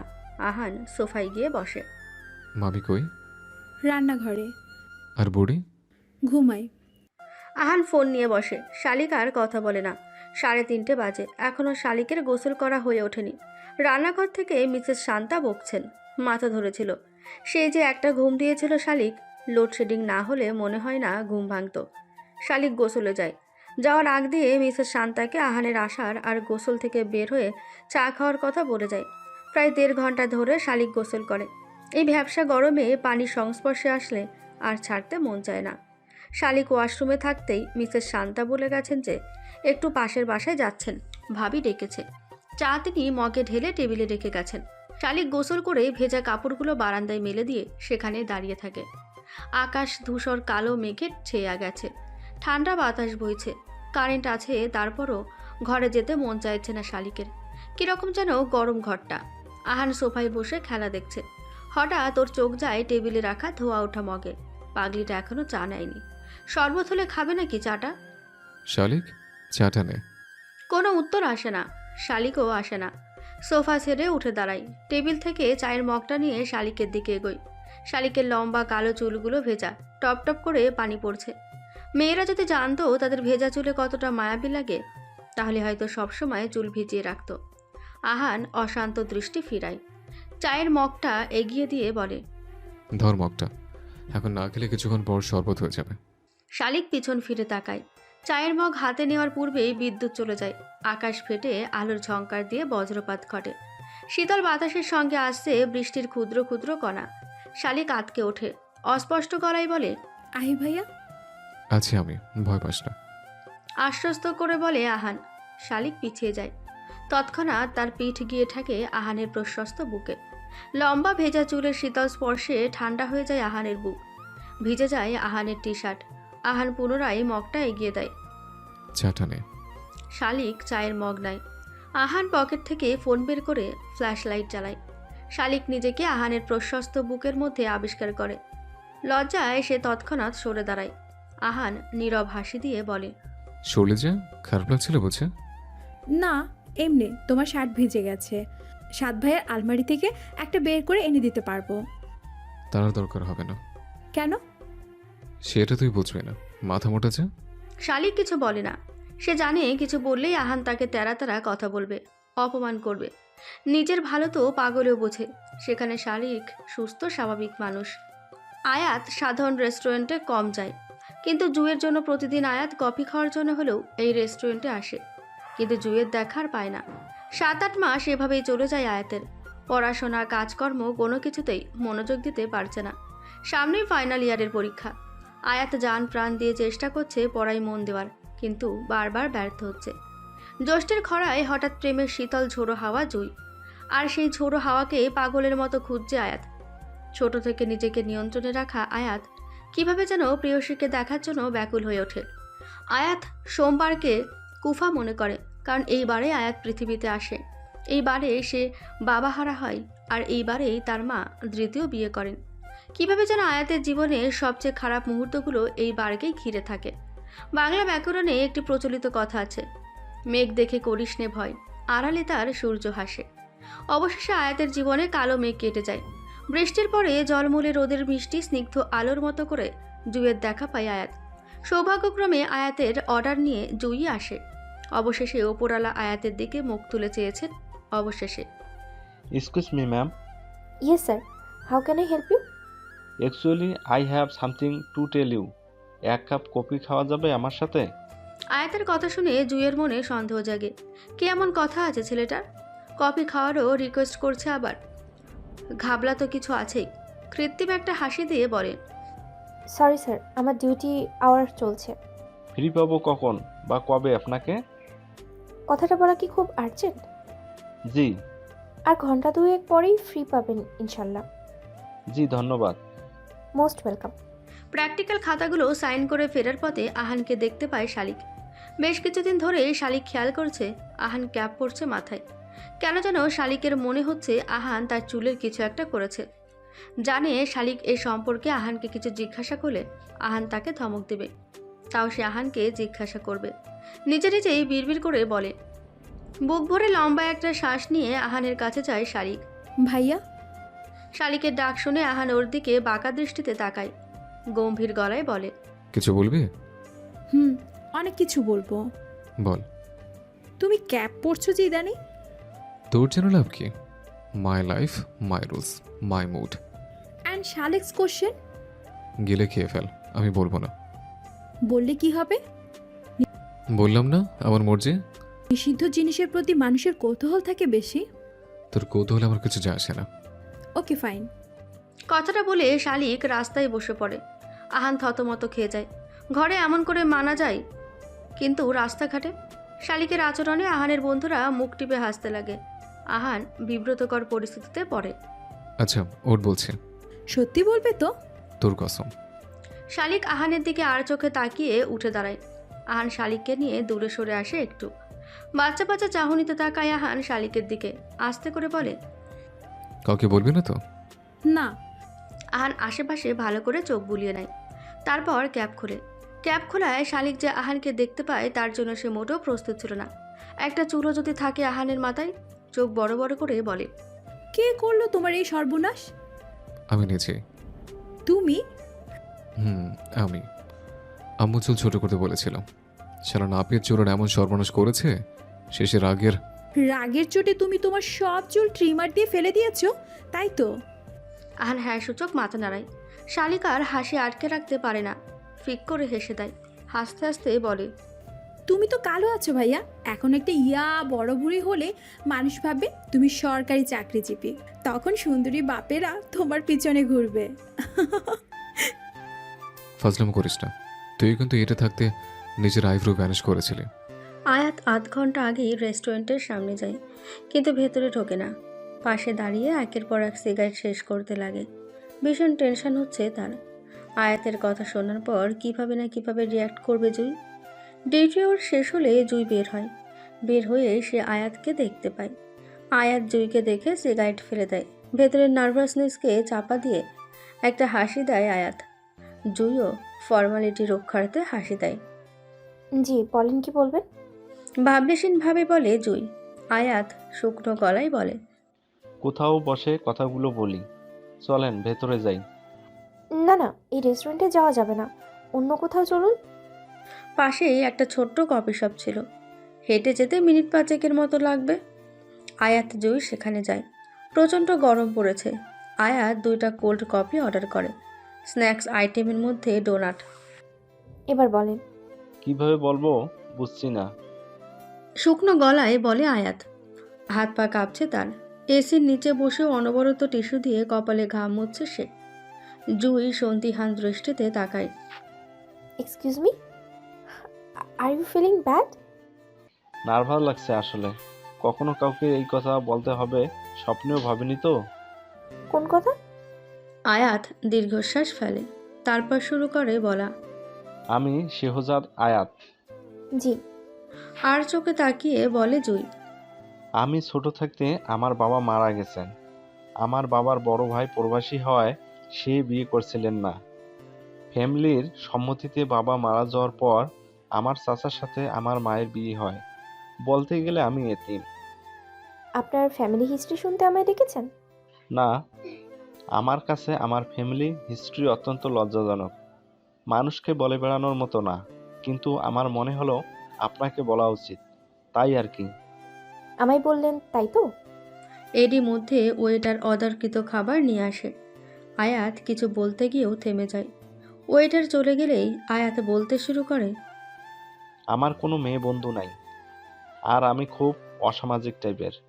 আপনার এগুলো কথা শুনে আমি কি করব? কফি খেয়ে বলে জুই। আয়াত দীর্ঘশ্বাস নিয়ে বলে, আমার মনে আপনাকে নিয়ে কিছু অনুভূতি সর্বক্ষণ আমায় পীড়া দেয়। প্রথমে বয়সের আবেগ ভাবলেও পরে বুঝতে পারি এটা আবেগ না, যদিও অনুভূতিও আবেগের একটা অংশ। আয়াতের কথা বলার সময় ডোনাট খাচ্ছিল জুই। আয়াতের কথা শুনে সে বিষম খায়। আয়াত জলদি করে ওয়েটারকে বলে পানি আনা নাই।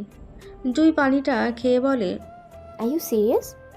মেহেব, মিথ্যে দিয়ে কোনো কিছু শুরু করতে চাই না, তাই অতীতে সব বলে ফেললাম। আমি যদি বলি আমার অতীত আপনার অতীতের থেকেও জঘন্যতম? সরি। আপনার তাও মা আছে, আমার কেউ নেই। জন্মের আগেই আমার বাবা মারা গেছেন, আর জন্মের পরে মা। ছোটবেলায় দাদা দাদির কাছেই ছিলাম। তারা গত হওয়ার পর মা ও মামির সম্পত্তির জন্য আমায় নিয়ে আসেন। শুধু মাথার উপরে ছাদ আর খাওয়াটুকুই। পড়াশোনা, জামা কাপড় এগুলো নিজের খরচ আমার নিজেরই জোগাড় করতে হয়। আমার আপনার অতীত নিয়ে কোনো সমস্যা নেই। আপনার না থাকলেও আপনার ফ্যামিলির থাকতে পারে। নিশ্চয়ই কোনো ভালো ফ্যামিলির লোকজন একজন এতিম মেয়েকে তাদের পুত্রবধূ করবেন না। সংসার আপনি যাকে বিয়ে করছেন তার সাথেই করবেন, তার সাথে ভালো থাকলেই হলো। যুগ পাল্টেছে ম্যাডাম। এখন আর 14 গোষ্ঠীর উপর একটা ছেলে বা মেয়ের সাংসারিক বা বৈহিক জীবন নির্ভর করে না। কথাটা বলে একটা টিস্যু পেপার নেয় আয়াত। সেখানে নিজের ফোন নাম্বার লিখে জুইকে দেয়। জুই সেটা হাতে নিয়ে অবুঝ দৃষ্টিতে চেয়ে থাকে। এটা আমার নাম্বার, আপনি সময় নিন। সময় নিয়ে ভাবুন যে আমাকে গ্রহণ করা যায় কি না। নেগেটিভ বা পজিটিভ যেটাই হোক, আপনার মতামত প্লিজ আমায় জানিয়ে দিবেন। পরীক্ষা শেষ হয়েছে শালিকের সপ্তাহখানিক হলো। পড়ার টেবিলটা বড্ড অগোছালো হয়ে আছে। শালিক টেবিল গোছাতে যায়। গোছাতে গিয়ে পুরনো ডায়েরি পায়, যদিও ডায়েরিটা অতটাও পুরনো না, 2-3 বছর আগের হবে। চিনতেও দেরি হয়নি শালিকের। ডায়েরিটা তারই। কৌতূহলবশত ডায়েরিটা খোলে সে। একটা শুকনো গোলাপ পায় শালিক, লাল গোলাপ। যদিও সেটা শুকিয়ে কালচে লাল বর্ণ ধারণ করেছে, কিন্তু চিনতে ভুল হয়নি তার। এটা তামিমের দেওয়া গোলাপ। ইংলিশ প্রাইভেট থেকে আসার সময় কুয়াশা জড়ানো ফাঁকা রাস্তায় এই ফুল দিয়েই তামিম প্রপোজ করেছিল শালিককে। শালিকের মনের অন্তরালে থাকা দগদগে ঘাতে নুনের ছিটা পড়ে তীব্র যন্ত্রণা শুরু হয়। না চাইতেও চোখের দৃষ্টিসীমানা ঝাপসা হয়ে আসে শালিকের। চোখের উপরিভাগের আইলিডের ক্ষুদ্র ল্যাক্রিমাল গ্রন্থি হতে নির্গত নোনা জল অনাদরের শুকনো গোলাপটার ওপর পড়ে। শালিকের জীবনে তামিমের অবর্তমানে শালিকের জীবন থেমে নেই ঠিকই, কিন্তু কখনো কখনো অতীতের সুন্দর মুহূর্তগুলো শালিকের মনটাকে থামিয়ে দেয়। কারো অবর্তমানে কারো জীবন থেমে যায় না, কিন্তু সেই মানুষটার স্মৃতিগুলো মাঝে মাঝে মনটাকে থামিয়ে দেয়। শালিক আর পাতা উল্টায় না, সাহস পায় না। বর্তমানে সুন্দর মুহূর্তগুলো ভবিষ্যতে মাঝে মাঝে যন্ত্রণাদায়ক অতীত হয়ে দাঁড়ায়, যেমনটা হয়েছে শালিকের ক্ষেত্রে। আগে জানলে শালিক কখনোই তামিমকে তার জীবনে গ্রহণ করতো না। আচ্ছা, তামিমও কি এখন কষ্ট পায় শালিকের কথা ভেবে? হয়তো না। সে তো নিজের মুখেই স্বীকার করেছে শালিকের প্রতি তার ভালোবাসা মিথ্যা আর কৃত্রিম ছিল, তাই তার কষ্ট পাওয়ার কথা না। কিন্তু শালিক তো জান প্রাণ দিয়ে তামিমকে ভালোবেসেছিল। আদেও কি ভোলা সম্ভব প্রথম প্রেমকে? শালিক দীর্ঘশ্বাস ফেলে। পুরনো বইগুলোর পাতার মাঝে তোষকের নিচে ওয়ার্ডরবের কাপড়ের ভাঁজেও তামিমের দেওয়া কিছু প্রেমপত্র পায় শালিক। এর মধ্যে একটা ছিল রক্তে লেখা, কিন্তু এটা আসলে রক্তে লেখা কিনা এ নিয়ে শালিকের সন্দেহ আছে। শুভ্র পাতায় লেখা রক্তাক্ষরগুলো কালচে রং ধারণ করেছে। শালিকের এর জন্য মায়া হচ্ছে, আবার সন্দেহ হচ্ছে। সবগুলো লাভ লেটারকে এক করে একটা ছেঁড়া শপিং ব্যাগে ভরে রাখে শালিক। বিছানায় গুটিসুটি মেরে শুয়ে আছে শালিক।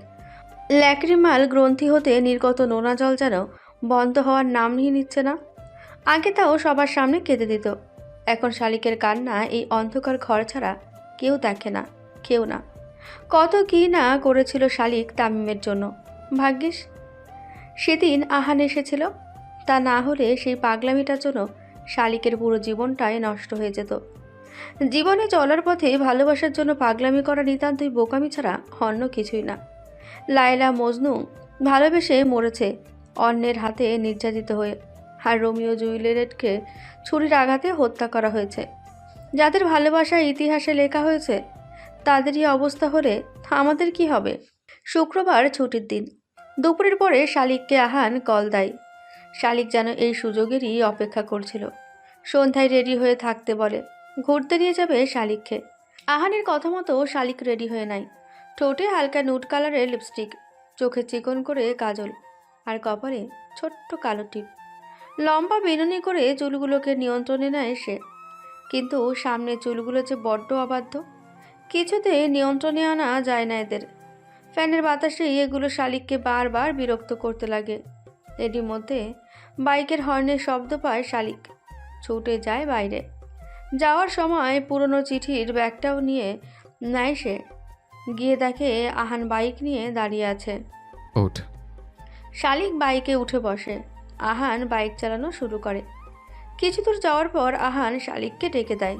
শালিক শোন, বলো। তোকে আজকে সুন্দর লাগছে। খোঁচা দিও না তো, মানুষ কত কি দেয়, আর আমি এই লিপস্টিক কাজল টিপ ছাড়া কিছুই দিতে পারি না। এগুলো তোকে সাধারণের মাঝে অসাধারণ করে তোলে। রাত প্রায় 3টে। ঘুম ঘুম চোখে নিউজ ফিড স্ক্রল করেছে আয়াত। হঠাৎই হোয়াটসঅ্যাপে একটা অপরিচিত নাম্বার থেকে মেসেজ আসে। আমি আপনাকে গ্রহণ করিলাম। আননোন নাম্বার থেকে এখন মেসেজ, যে কারো মনে সন্দেহ সৃষ্টি করতে বাধ্য। আয়াত কিছুক্ষণ মেসেজটার দিকে তাকিয়ে থাকে, বক্ষে সাহস সঞ্চয় করে মেসেজ টাইপ করে। দুঃখিত, আপনাকে চিনতে পারছি না। প্রেয়সীকে এত তাড়াতাড়ি ভুলে গেলেন? আপনি প্রিয় হিসেবে বড্ড বেমানান মশাই। এই মেসেজ সিন করা মাত্রই আয়াত এক লাফে উঠে দাঁড়ায়। মেঝেতে ধপ করে আওয়াজ হয়। চোখ কসলাতে কসলাতে তুষার ঘুম থেকে ওঠে। কি হয়েছে রে আয়াত? কিছু না, তুই ঘুমা। চিহ্ন শীর্ণ তালি দেওয়া ছেঁড়া কাঁথাটা নিয়ে মুখ ঢেকে শুয়ে পড়ে তুষার। আয়াত কাপা হাতে মেসেজ টাইপ করে। ভুল যদি না করি তাহলে আপনি আমার জুই ফুল।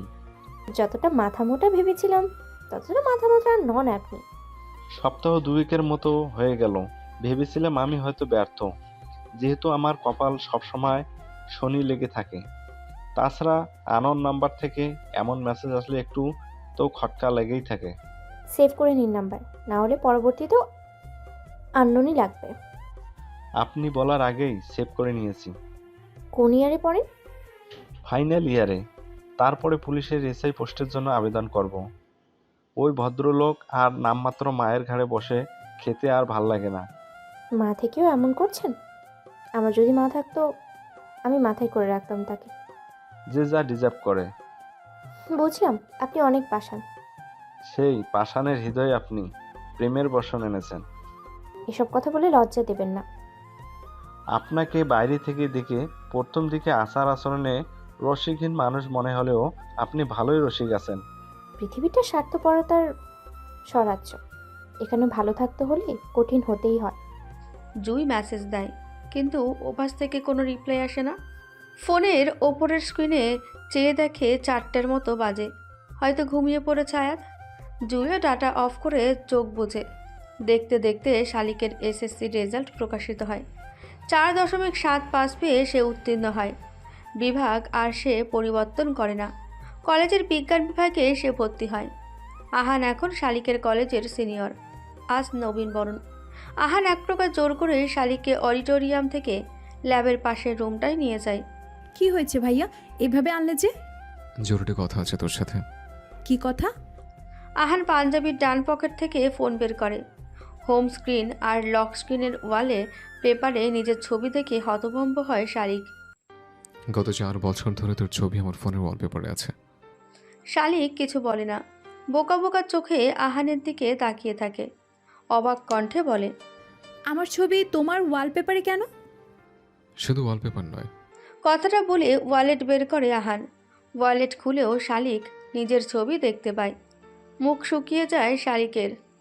আমার প্রতি তোমার এতই ক্ষোভ যে আমার ছবি তুমি তোমার মানি ব্যাগে রাখো, আবার সেই মানি ব্যাগ বামে রেখে ঘুরো।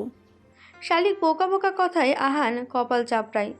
একটা মানুষ এতটা মাথা মোটা হয় কি করে? মনটা চাচ্ছে অন্তত জলিলের মতো হৃৎপিণ্ডটা বের করে শালিককে দেখাতে, যে হৃৎপিণ্ড কি বলে। কিন্তু তা তো আর সম্ভব নয়। মুখ ফুটে বলতেই হচ্ছে ভেতরের কথাটা। শোন, আমি তোকে ভালোবাসি, আর সেটা অনেক দিন ধরেই। ভালোবাসা বলে পৃথিবীতে কোনো কিছু সব মরিচিকা, আর ব্যাটা মানুষের জাত খারাপ। আসছে বাপ্পারাজ বেরি ভার্সন। তুমি খারাপ ব্যাটার সাথে প্রেম করে ধরা খাবা, আর পুরো দোষ 4টের উপর দিবা, বললেই হলো। শালিক ভেঙচে কাটে। আহান কড়া গলায় বলে, আগে গার্লসে পড়তি, অত ভয় ছিল না। তারপর একটা ছোটোখাটো অঘটন করেছিস। এখন ছেলেদের সাথে পড়তে হবে, সাবধানে থাকবি। থামলাম না তো কি হলো? জেদি গলায় বলে শালিক। আহান তাচ্ছিল্যের হাসি দেয়। কাজে অফিসে তুলে নিয়ে বিয়ে করে নেব। তুই মানিস বা না মানিস, শালিক শুধু আহানের। আমি মানলাম না। শালিক কারো না, শালিক সিঙ্গেল ফর এভার। থাকতে দিলে তো? আর তোর মানা না মানে আমার কিচ্ছু যায় আসে না। কথাটা বলেই আহান চলে যায়। শালিক হতভম্ব হয়ে দাঁড়িয়ে থাকে। ছেলেটা ভীষণ রকমের অদ্ভুত। আহানকে রহস্যের বিশাল ভাণ্ডার লাগে শালিকের কাছে, অথচ সৃষ্টিকর্তা মেহেদির রহস্য নিয়ে সৃষ্টি করেছে। শালিক ছোটবেলায় আহানকে বউ সাজাতো, তাই মনে হয় এই গুণটা পেয়েছে। শালিক মুখ টিপে হাসে। আহান তখনও যায়নি। পেছন না ঘুরেই সামনে থেকে বলে, ওইটার প্রতিশোধ নিতেই বিয়ে করব। মনের ভেতর সফট কর্নার আছে বলে ভাবিস না যেমন চায় তাই করবে। শালিক অবাক হয়ে যায়, দৌড়ে আহানের কাছে যায়, অবাক দৃষ্টিতে চেয়ে বলে, তুমি মনের খবর জানলে কি করে? ভালোবাসি যে। আমিও তো তামিমকে ভালোবাসতাম, তাহলে কেন আমি বুঝতে পারিনি ওর ভালোবাসা মিথ্যে? কারণ তুই মাথা মোটা। আমায় এভাবে অপমান করে তুমি কি পাও? স্বর্গ সুখ। আহান চালু করে হাঁটা লাগায়, কিন্তু কিছু দূর যাওয়ার পর থেমে যায়। পিছিয়ে আবার শালিকের কাছে আসে, শেষ দিয়ে বলে, নীলপাড়ার উজ্জ্বল সবুজ রঙের শাড়িতে তোকে মন্দ লাগছে না? লাগার কথাও না, পরীকে কখনো অসুন্দর লাগে? জীবন ভাই এই লেভেলেরই কনফিডেন্স দরকার। কথাটা বলেই আহান চলে যায়। শালিকও অডিটোরিয়ামের দিকে পা বাড়ায়। উত্তরা দিয়াবাড়ির লেকের পাশের ফুড কোর্টে বসে আছে আয়াত আর জুই। মিনিট 15 মতো হলো চিকেন মশলা অর্ডার দিয়েছে, হতে সময় লাগবে। এরই মধ্যে কুচকুচে কালো রঙের একটা হুলো বিড়াল এসে জুইয়ের পা ঘেঁষতে থাকে। জুই দেরি করে না, ধপ করে বিড়ালটাকে কোলে তুলে নেয়। আয়াত নাক সিটকই, সে আবার বিড়াল সহ্য করতে পারে না। এভাবে রাস্তার বিড়ালকে কোলে তুলে নেওয়ার মানে হয় জুই? গায়ে ময়লা দেখে এভাবে নাক ছিটকাচ্ছ? হতে পারে ওর গায়ে ময়লা, কিন্তু বোনটা পরিষ্কার নির্ভেজাল, মানুষের মতো নয়। তুমি আদর করবে? করো না। কথাটা বলে জুই আয়াতের হাত ধরে, জোর করে আয়াতের চোখ বন্ধ করে নেয়। আয়াতের অবস্থা দেখে জুই ফিক করে হেসে দেয়। তোমার চোখে মুখে তো ভয়ের ছাপ স্পষ্ট দেখা যাচ্ছে। বিড়াল কেউ ভয় পায়? আয়াত কিছু বলে না, খাবার চলে আসে। ব্যাগ থেকে স্যানিটাইজার বের করে জুই হাত পরিষ্কার করে আয়াতকে দেয়। আয়াতও হাত পরিষ্কার করে নেয়। জুই বিড়ালকে খাবার দেয়।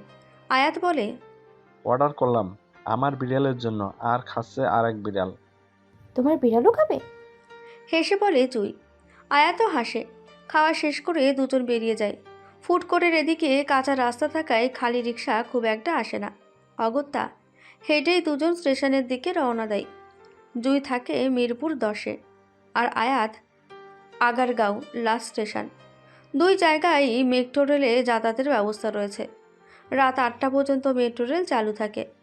আয়াত জুই উত্তরা সেন্ট্রাল স্টেশনে যায়। পুরো স্টেশন ফাঁকা, অথচ অন্যান্য স্টেশনে মানুষের জন্য টেকা দেয়। এত ভিড় হয়। উত্তরার এদিকে সুযোগ সুবিধা কম থাকায় মানুষ খুব একটা আসতে চায় না। 18 নম্বর সেক্টরে যথেষ্ট সুযোগ সুবিধা থাকার পরও অনেকেই চলে যাচ্ছে। বাজার ঘাট, বাচ্চাদের স্কুল কলেজে সমস্যা হয়। যদিও একটি সুপার শপ আছে, কিন্তু সেখানে মাত্রাতিরিক্ত দাম, যা মধ্যবিত্তের হাতের নাগালের বাইরে। আয়াত প্রথমে বন্ধুদের সাথে এখানে উঠলেও পরবর্তীতে হলে সিট পাওয়ায় সে হলেই চলে যায়। বিকালে ছাদে বসে সিগারেট টানছিল আহান। পিছন থেকে কাঁধে কারো কোমল হাতের স্পর্শে সে পেছন ফিরে তাকায়, দেখতে পারে শালিককে। চোখে মুখে প্রফুল্লতা স্পষ্ট ফুটে উঠেছে। কি খবর ম্যাডাম? ভালো, তোমার? ভালো। কথাটা বলে আবার সিগারেটে টান লাগায় আহান। শালিক বিরক্ত হয়, কিন্তু প্রকাশ করে না। মনের ভেতরে বিরক্তিটাকে কৃত্রিম হাসি দিয়ে চাপা দিয়ে আহানের পাশে বসে। আহান বুঝতে পারে শালিক কিছু বলবে।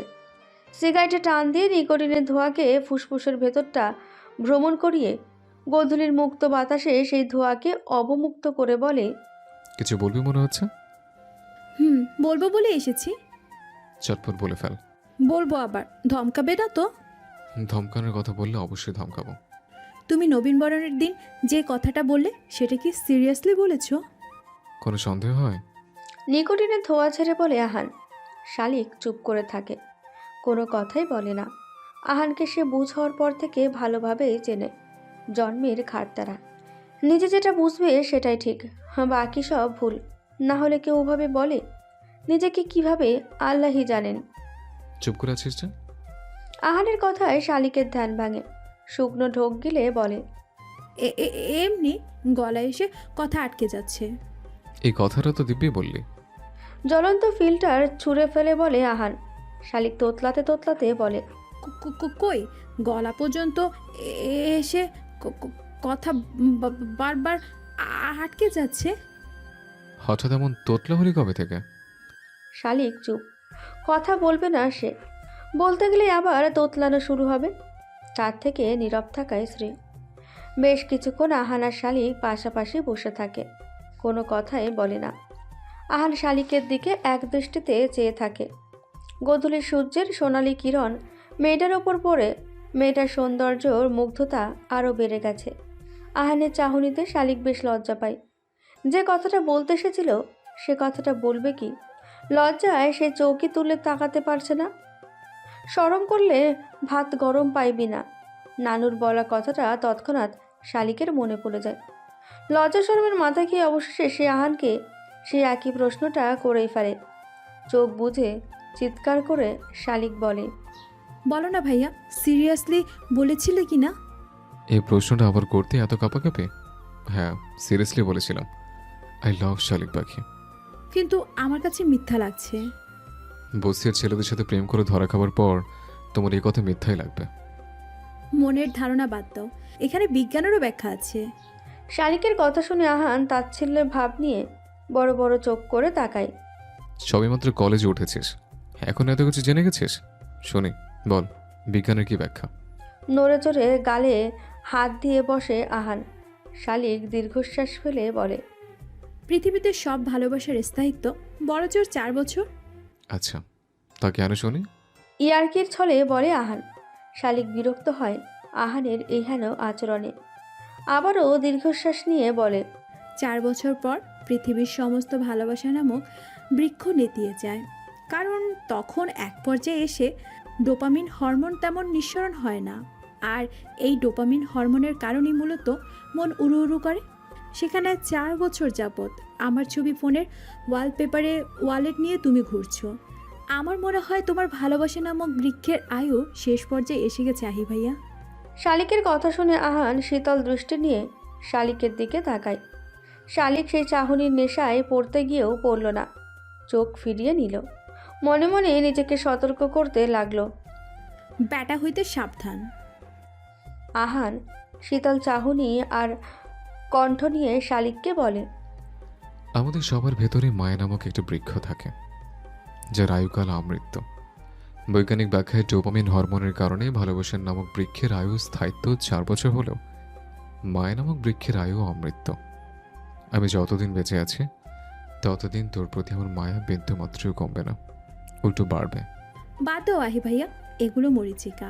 মরুর বুকে কখনো সরোবর হয় না। কিন্তু সমুদ্র আর মরুভূমিতে এক হতে পারে। আহানের কথা শুনে শালিক অবাক হয়, ভ্রু কুচকিয়ে বলে, মানে উত্তর চীন আন্তঃফাকাস্ত অঞ্চলের প্রশান্ত মহাসাগর আর আতাকামা মরুভূমি এক হয়েছে। ঠিক এভাবেই প্রেমের সাগর আর অপ্রেমের রুক্ষ মরুভূমি এক হবে। জেনারেল নলেজ আর কমন সেন্সটা বরাবরই কম তোর। সাথে তোমার সাথে কথা জিততে পারার স্কেলটাও।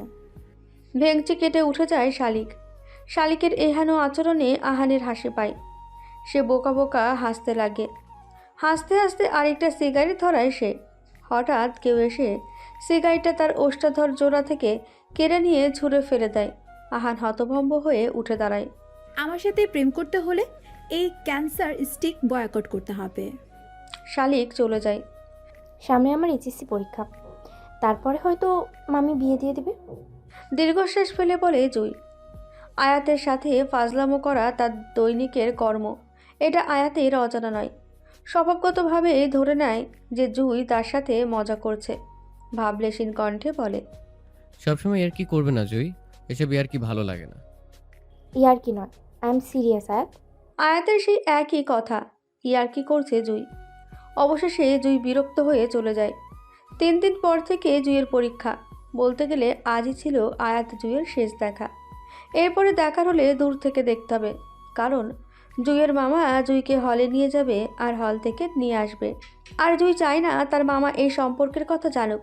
শুধু মামা কেন, পুরো দুনিয়ার থেকে সে আয়াতকে আড়াল করতে চায়। জুই কুনজরে বড্ড ভয় পায়। হাদিসে বর্ণিত রয়েছে বদনজর উটকে রান্নার পাতিল আর মানুষকে কবর পর্যন্ত নিয়ে নিতে পারে। এ কারণে বদনজরে জুঁইয়ের বড্ড ভয়। আয়াত জুঁইয়ের পিছু পিছু উঠে যায়।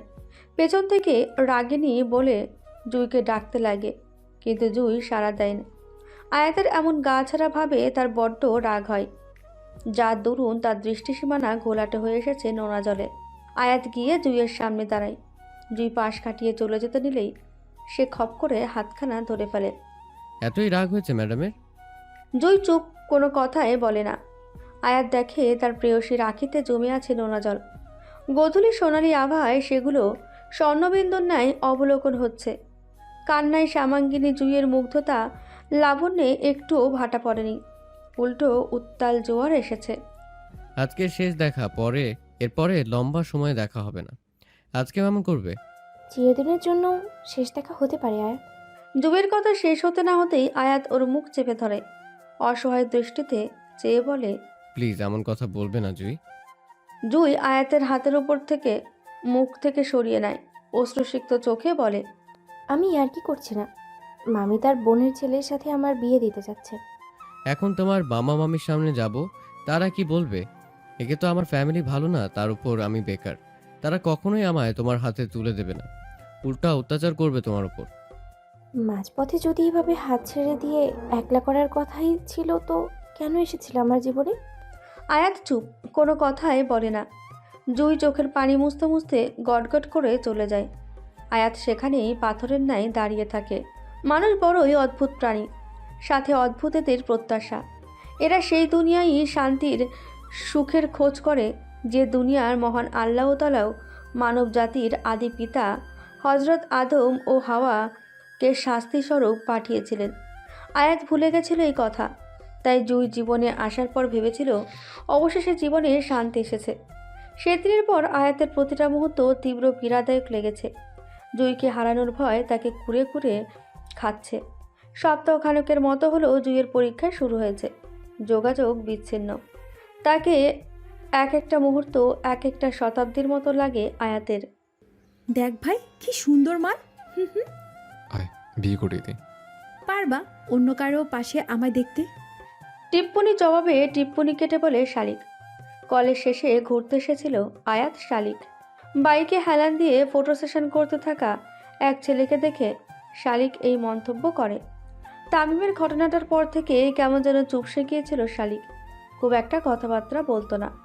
সবাই বয়ঃসন্ধি ধরেই নিয়েছিল। বয়ঃসন্ধির জন্য শালিকের এই পরিবর্তন। আহানও বাকিদের মতোই ভেবেছিল, কিন্তু না, সে ভুল ছিল। শালিক একটুও বদলায়নি। নিজের সরলতা বাচ্চামিগুলোকে স্বার্থপর ভয়ানক পৃথিবী থেকে আড়াল করেছে।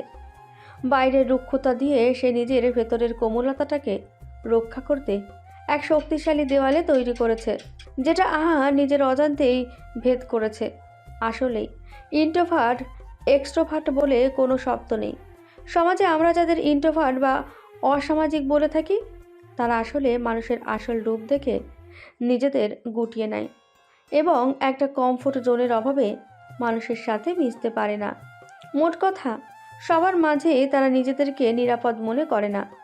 গুটি কয়েক মানুষ এদের জীবনে থাকে এবং তাদের মধ্যেই তারা নিজেদের কমফোর্ট জোন খুঁজে পায়। ঠিক যেমনটা শালিকের ক্ষেত্রে হয়েছে। আহারের মধ্যে নিজের কমফোর্ট জোন খুঁজে পাওয়ায় শালিকের অজান্তেই তার ভেতরের সরলতা বাচ্চামো প্রকাশ পেয়েছে। দুজনে গিয়ে একটা চায়ের দোকানে বসে দুধ চা অর্ডার করে। অর্ডারের সময় চাওয়ালা মামাকে শালিক বলে, মামা একটা চিনি দিও না। আহান একটু অবাক চোখে শালিকের দিকে তাকায়। শালিক ভাবলেশীনভাবে বলে, এভাবে তাকানোর কি হলো? তুই চায়ে চিনি খাস না?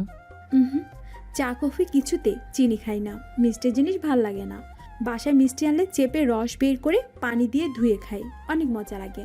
ট্রাই করে দেখিও। তাই তো বলি, এত তেতো কথা আসে কোত্থেকে? চিনি ছাড়া চা, ব্ল্যাক কফি খাওয়া মেয়ের মুখ থেকে মিষ্টি কথার আশা করা নেহাতি বাংলাদেশের তুষারপাত আশা করা। বিড়বিড় করে বলে আহান। শালিক আহানকে প্রশ্ন করে, কিছু বললে ভাইয়া? ডোন্ট কল মি ভাইয়া। বয়ফ্রেন্ডকে ভাইয়া কোন গর্ধব বলে? রেগে গিয়ে পড়ে আহান। শালিক মুখ টিপে হাসে। আহান আরও বিরক্ত হয়, ঝাড়ি দিয়ে বলে, হাসবি না। বাঁচতে হলে প্রচুর হাসতে হবে। আর গার্লফ্রেন্ডকে তুইটা কি কোন ছাগলে? হ্যাঁ ইদানিং মুখে ক্ষয় ফুটেছে তোর। ভুলে যাস না আমি তোর বড়। তুইও ভুলে যাস না আমি তোর গার্লফ্রেন্ড। শালিকের মুখে তুই ডাক শুনে আহান অবাক না হয়ে পারে না। যে আহানের ভয়ে মানুষজন কাঁপে সেই আহানকে এই পুচকে মেয়েটা তুই বলছে। গম্ভীর গলায় বলে, পুচকে মেয়ের সাহস হয়েছে অনেক দেখছে। মেয়ে পুচকে হলে কি হবে, বুকের পাঠা আমার ইয়া বড়। ভাব নিয়ে বলে শালিক। এমন সময়ই আনুমানিক 13-14 বছরের এক কিশোর চা নিয়ে আসে। একটা কাপ শালিকের দিকে এগিয়ে দিয়ে বলে, আপা এইটাই চিনি নাই। শালিক চায়ের কাপটা নিয়ে আলতো করে চায়ে চুমুক দেয়। আহানও আরেকটা চায়ের কাপ নেয়। পাশের বেঞ্চে কাপখানা রেখে বলে, কত হলো? 40 টাকা ভাইজান। ছেলেটার হাতে টাকা দিয়ে আহান চায়ের কাপখানা হাতে নেয়। চুমুক দিতে যাবে, ঠিক সেই সময় শালিক, দাঁড়াও দাঁড়াও দাঁড়াও। আহান চমকে যায়। বিরক্তি নিয়ে বলে, কি হলো? ফার্স্ট ডেটে এসেছি, ছবি তুলবো না? কথাটা বলে চায়ের কাপটা আহানের হাতে দেয় শালিক। ব্যাগ থেকে ফোন বের করে টুক করে চায়ের কাপ দুজন হাতে নিয়ে ছবি তোলে। আহান বিরক্তি নিয়ে বলে, এটা পোজ দেবে নাকি? পাগল নাকি? তাহলে ছবি তুলেছে এমনি স্মৃতি হিসেবে রাখার জন্য। পার্সোনাল ম্যাটার, স্পেশালি লাভ লাইভের বিষয়গুলো সোশ্যাল মিডিয়ায় শেয়ার করলে মানুষ বদনজর দেয়। এর জন্য অনেক মানুষের ডিভোর্স পর্যন্ত হয়েছে। কথাটা কর্ণকুহরে পৌঁছানো মাত্রই শালিকের প্রতি আলাদা নতুন করে মুগ্ধতা আসতে লাগে আহানের। সৃষ্টিকর্তার রহস্যময় সৃষ্টির মধ্যে নারী জাতি অন্যতম। কখনো বাস্তবতাকে ঘিরে এরা সত্তরোত্তর বৃদ্ধার ন্যায় ম্যাচিওর কথাবার্তা বলে, বা কখনো 5 বছরের শিশু নয় আচরণ করে, কখনো হয়ে যায় হৃদয়হীনা, আবার কখনো মমতাময়ী। একটা দেহের ভেতর এরা অগণিত ব্যক্তিত্ব ধরে রাখতে জানে। আহানের চাহনি দেখে শালিক তীর্যক দৃষ্টিতে তার দিকে তাকায়। ফাজলামো করে আহানের হাতে গরম কাপ ছোঁয়ায়। উত্তাপ পেয়ে উফ বলে আহান লাফ দিয়ে ওঠে। শালিক হেসে দেয়। আহান বিরক্তি নিয়ে তাকিয়ে বলে, এত ফাজলামো করিস কেন তুই? আমি মোটেও এত ফাজলামো করি না, শুধু তোমার সাথে এত ফাজলামো করি। তোমায় জ্বালাতে বিরক্ত করতে আমার ভালোই লাগে। আহ্লাদে কণ্ঠে বলে শালিক। শালিকের কথা শুনে আহানের ভালো লাগে, কিন্তু প্রকাশ করে না। থাক না, কিছু অনুভূতি অপ্রকাশিত। রাতে পড়তে বসে আহান আয়াতকে ফোন দেয়। অনেকদিন হলো কথা হয় না। অনলাইনে থাকলেও মেসেজ সিন করে না, রিপ্লাই তো দূরেই থাক। 2-3 বার কল দেওয়ার পর 4 বারের বেলায় আয়াত ফোন রিসিভ করে। কিরে হঠাৎ ফোন দিলে যে? তোমার ভাই তো সব হঠাৎ হঠাৎই করে। জুয়াপুর সাথে এতটাই ব্যস্ত থাকো যে এমন মেসেজ সেন্ড করার পর্যন্ত সময় হয় না। আহানের মুখে জুয়ের কথা শোনা মাত্রই আয়াতের চোখ মুখ আরও মলিন হয়ে যায়। মলিন হয়ে যায় কণ্ঠস্বর। ভেতরের চাপা কষ্টকে কোনো রকমে নিয়ন্ত্রণ করে বলে, না রে আহি, ওর ইন্টার পরীক্ষা চলে, কথা হয় না। আহান বুঝতে পারে আয়াতের কণ্ঠস্বর ফ্যাকাশে হয়ে এসেছে। কেমন একটা চাপা কান্নার উপস্থিতি পাচ্ছে আহান আয়াতের কণ্ঠে। ভাইয়া কিছু হয়েছে? এরকম লাগছে কেন গলা? না রে, কি হবে, ঠান্ডা লেগেছে তাই হয়তো অস্বাভাবিক লাগছে। ঠান্ডার ধাঁচ যেমন আছে তোমার না। আটলান্টিক মহাসাগরে চবিয়ে রাখলেও তোমার কিচ্ছু হবে না। আপুর সাথে ঝগড়া হয়েছে? জুই ঝগড়া করার মতো মেয়েই না আমার কাছে। তাহলে? আয়াত বলতে গিয়েও বলতে পারে না। ভেতরের কথাগুলো গলা পর্যন্ত এসে কাঁটার মতো বিদ্ধ হচ্ছে। আহি আমি রাখছি, ঘুমাবো। তোকে অন্য কোনো দিন সময় করে বলবো নি। ভাইকে কিছু বলার সুযোগ না দিয়ে ফোন কেটে দেয় আয়াত। ফোনের ওপাশ থেকে আহান হতভম্ব হয়ে কিছুক্ষণ স্ক্রিনের দিকে তাকিয়ে থাকে। কিছু একটা তো হয়েছেই আয়াতের, না হলে সে এমন করবে কেন? বুঝ হওয়ার পর থেকে আহান আয়াতকে চিনে আসছে। ছেলেটা সবার থেকে আলাদা। দাদির থেকে আহান শুনেছে আয়াত দুঃখে সর্বশেষ কেঁদেছিল বাবার লাশ দেখে। রক্তাক্ত নিথর আরিফ সাহেবকে জড়িয়ে ধরে প্রচণ্ড কেঁদেছিল সে। তারপর কাঁদে মায়ের বিয়ের সময় আশরাফ সাহেবকে বাবা ডাকতে বলায় সে তার কি রাগ, রাগে কান্নাকাটি করে জিনিস ভাঙচুর করেছিল।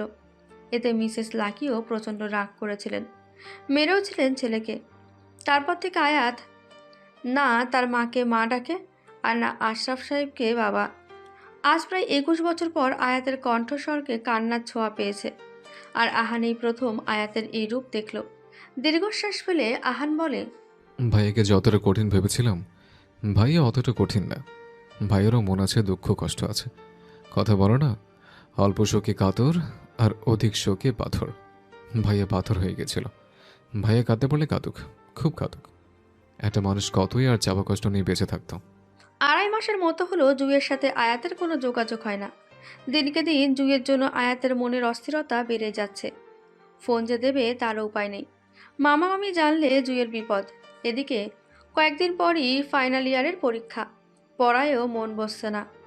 আয়াতের মনের মতন বাংলা দেওয়াল পঞ্জিকায়ও চলছে আষাঢ় মাস। ঝুপঝাপ বৃষ্টি কিছুক্ষণ পরপর বিরতহীন ভঙ্গিতে নামছে। হলে ফিরে কিছুক্ষণ নির্বাক ভঙ্গিতে সে বর্ষণশীল বৃষ্টির দিকে তাকিয়ে থাকে।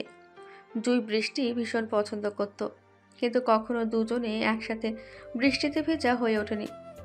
জুই খুব করে চাইতো আয়াতের সাথে বৃষ্টিতে ভিজতে, কিন্তু আয়াত তাতে সায় দেয়নি। আজ আয়াতের খুব করে বৃষ্টিতে ভিজতে মন চাচ্ছে, কিন্তু আফসোস আজ জুই নেই। দুমুখ মনে সমস্ত বাধা বিপত্তিকে উপেক্ষা করে আয়াত বাইরে বেরোয় বৃষ্টিতে ভিজতে। গায়ে শীতল বৃষ্টির জল পড়তেই সে জলের ছোঁয়া আয়াত জুইকে অনুভব করে। মেঘের দল যখন বোঝা আর বইতে পারে না, তখনই স্বর্গের কান্না হয়ে ধরণীতে বৃষ্টি বর্ষিত হয়। আয়াত চোখ বন্ধ করে বৃষ্টিতে ভেজে। হলের সামনের ফাঁকা জায়গাটায় বৃষ্টি ভেজা সবুজ ঘাসের ওপর শুয়ে পড়ে আয়াত। সেদিন টানা 2-2.5 ঘন্টা ঝুম বৃষ্টি হয়। আয়াত সে 2-2.5 ঘন্টাই বৃষ্টিতে ভেজে। আয়াতের যদি সাধ্য থাকতো সারাদিনই বৃষ্টিতে বর্ষিত করত। কেন যেন এই বৃষ্টির মধ্যে সে জুইকে খুঁজে পাচ্ছিল। সিগারেট ওষ্ঠাধরের মধ্যিখানে নিয়ে পকেট থেকে লাইটার বের করতে গিয়ে আহান খেয়াল করে পকেটে লাইটার নেই। হন্তদন্ত হয়ে খুঁজতে থাকে লাইটার। পরক্ষণেই কেউ এসে তার সিগারেটের অনলের ছোঁয়া দেয়। আহান চোখ তুলে দেখতে পায় শালিককে। হতভম্ব হয়ে যায় সে শালিককে দেখে। অবশেষে ধরাটা খেয়ে নিল আহান। শালিক তাকে পই পই করে না করেছিল যাতে সে সিগারেটটা না খায়। আহানের কাছে শালিক নেহাতি বোকাশোকা মেয়ে, তাই এতদিন বেশ বহাল তবিয়তে সিগারেট খাচ্ছিল। অবশ্যই শালিকের অগোচরে, কিন্তু ধরাটা যে এমন লজ্জাজনক হবে কে জানতো। তোকে আমি না করেছিলাম। বিরক্ত আর অভিমানী কণ্ঠে বলে শালিক। আহান শুকনো ঢোক গেলে, এইটা আমি না তো, নাবিল খাবে। কথাটা বলেই হন্তদন্ত হয়ে সিগারেটটা নাবিলের হাতে ধরিয়ে দেয়। ধরিয়ে দিতে যাওয়ার সময় অবশ্য আহানি ছ্যাঁকা খায়, নাবিল না। নাবিল সিগারেট হাতে নিয়ে বেকুবের মতন চেয়ে থাকে আহানের দিকে। শালিক কিছু বলছে না, চুপচাপ আহানের আচার আচরণ পর্যবেক্ষণ করছে। আহান শালিকের সামনে দাঁড়িয়ে আবার শুকনো ঢোক গেলে, দেখছিস নাবিল খাচ্ছে ওইটা। ওইসব ছাইপাশ কে খায়? ফিউ, পচা মানুষ কেন যে সিগারেট খায়? আমি ভালো হয়ে গেছে, ওইসব ছুঁই না। আর কত মিথ্যা বলবি, লজ্জা করে না? শালিক আর চোখে চেয়ে বলে। আহান তীব্র আত্মবিশ্বাস বুকে নিয়ে আবার মিথ্যা বলতে লাগে। আমি তো ভালো হয়ে গেছি। ভালো ছেলেটা মিথ্যে বলে? না, বলে না, কিন্তু সমস্যা হচ্ছে তুই ভালো ছেলে না। তুই বেশি জানোস। আমার মতো ভালো ছেলে আর একটা পাবি তুই? শালিক চুপ করে আহানের দিকে তাকিয়ে থাকে। সে চাহনিতে ছিল বিরক্তি আর রাগ। আহান তা বুঝতে পারে, কিন্তু প্রকাশ করে না বোধগম্য। নাবিলও বাকিরা শালিকের চাহনি দেখে আহানকে জিজ্ঞাসা করে 40-এর বিরিয়ানি দেবে কিনা।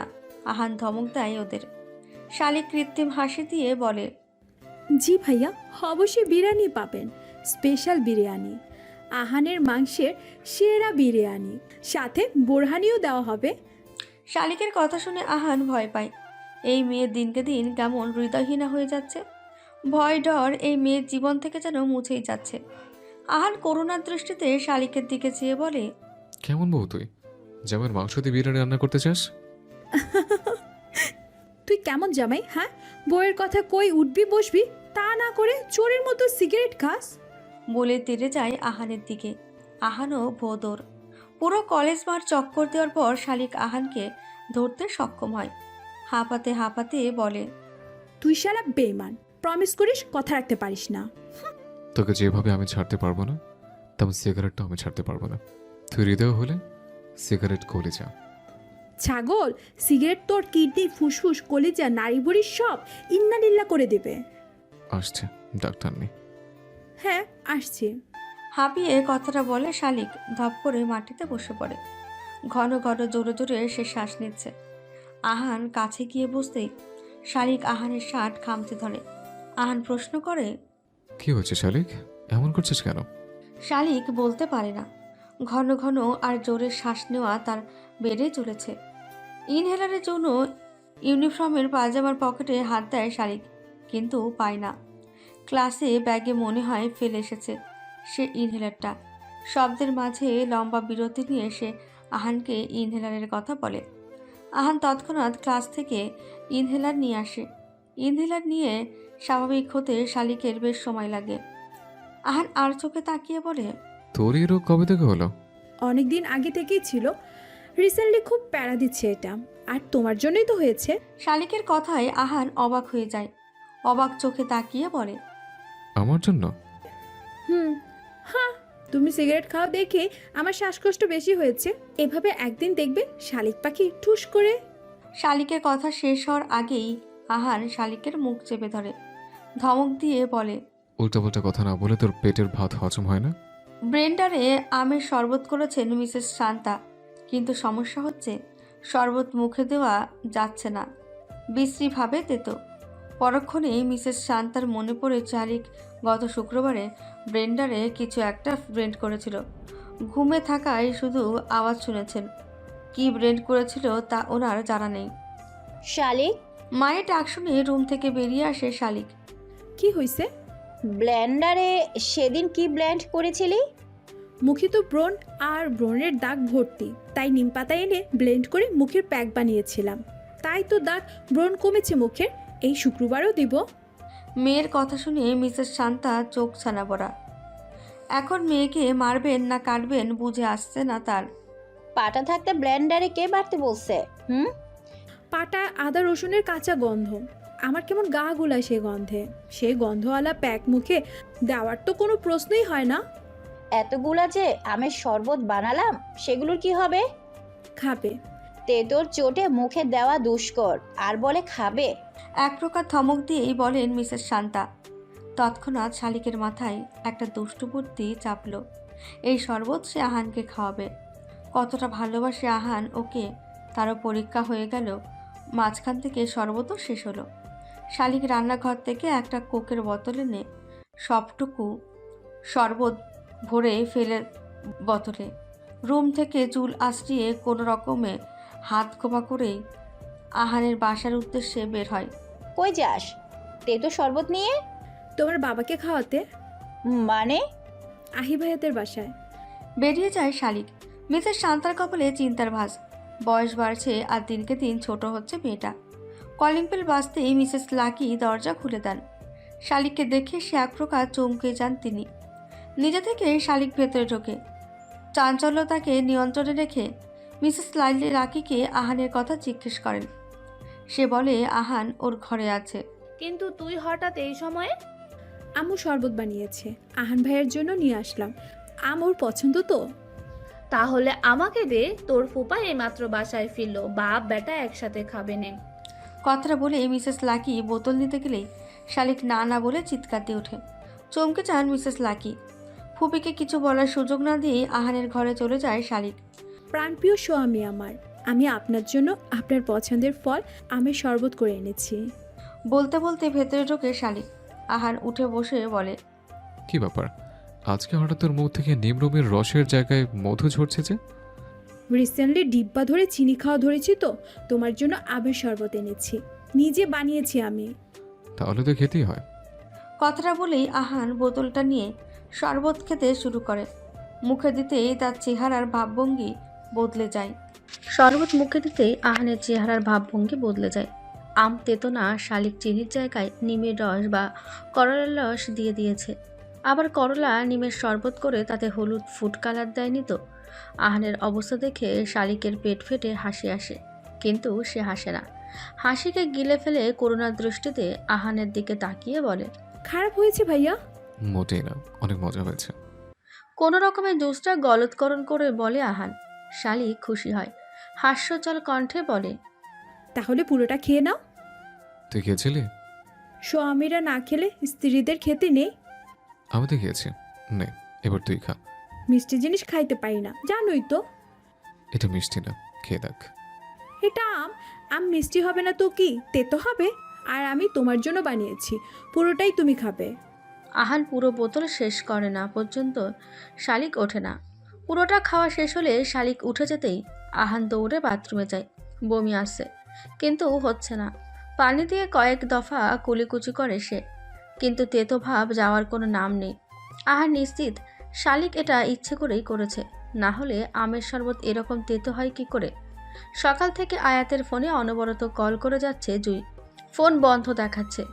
এদিকে মামি পারলে আজই তার বোনের ছেলের সাথে জুইকে বিয়ে দিতে পারলে বাঁচে। এই কয়েকদিন পড়াশোনার চাপে আয়াতের সাথে কথা হয়নি। সারাদিন ঘরের কাজ করে রাত্রে পড়তে বসতো জুই, যার দরুন আয়াতের সাথে কথার কোনো সুযোগই ছিল না ওর।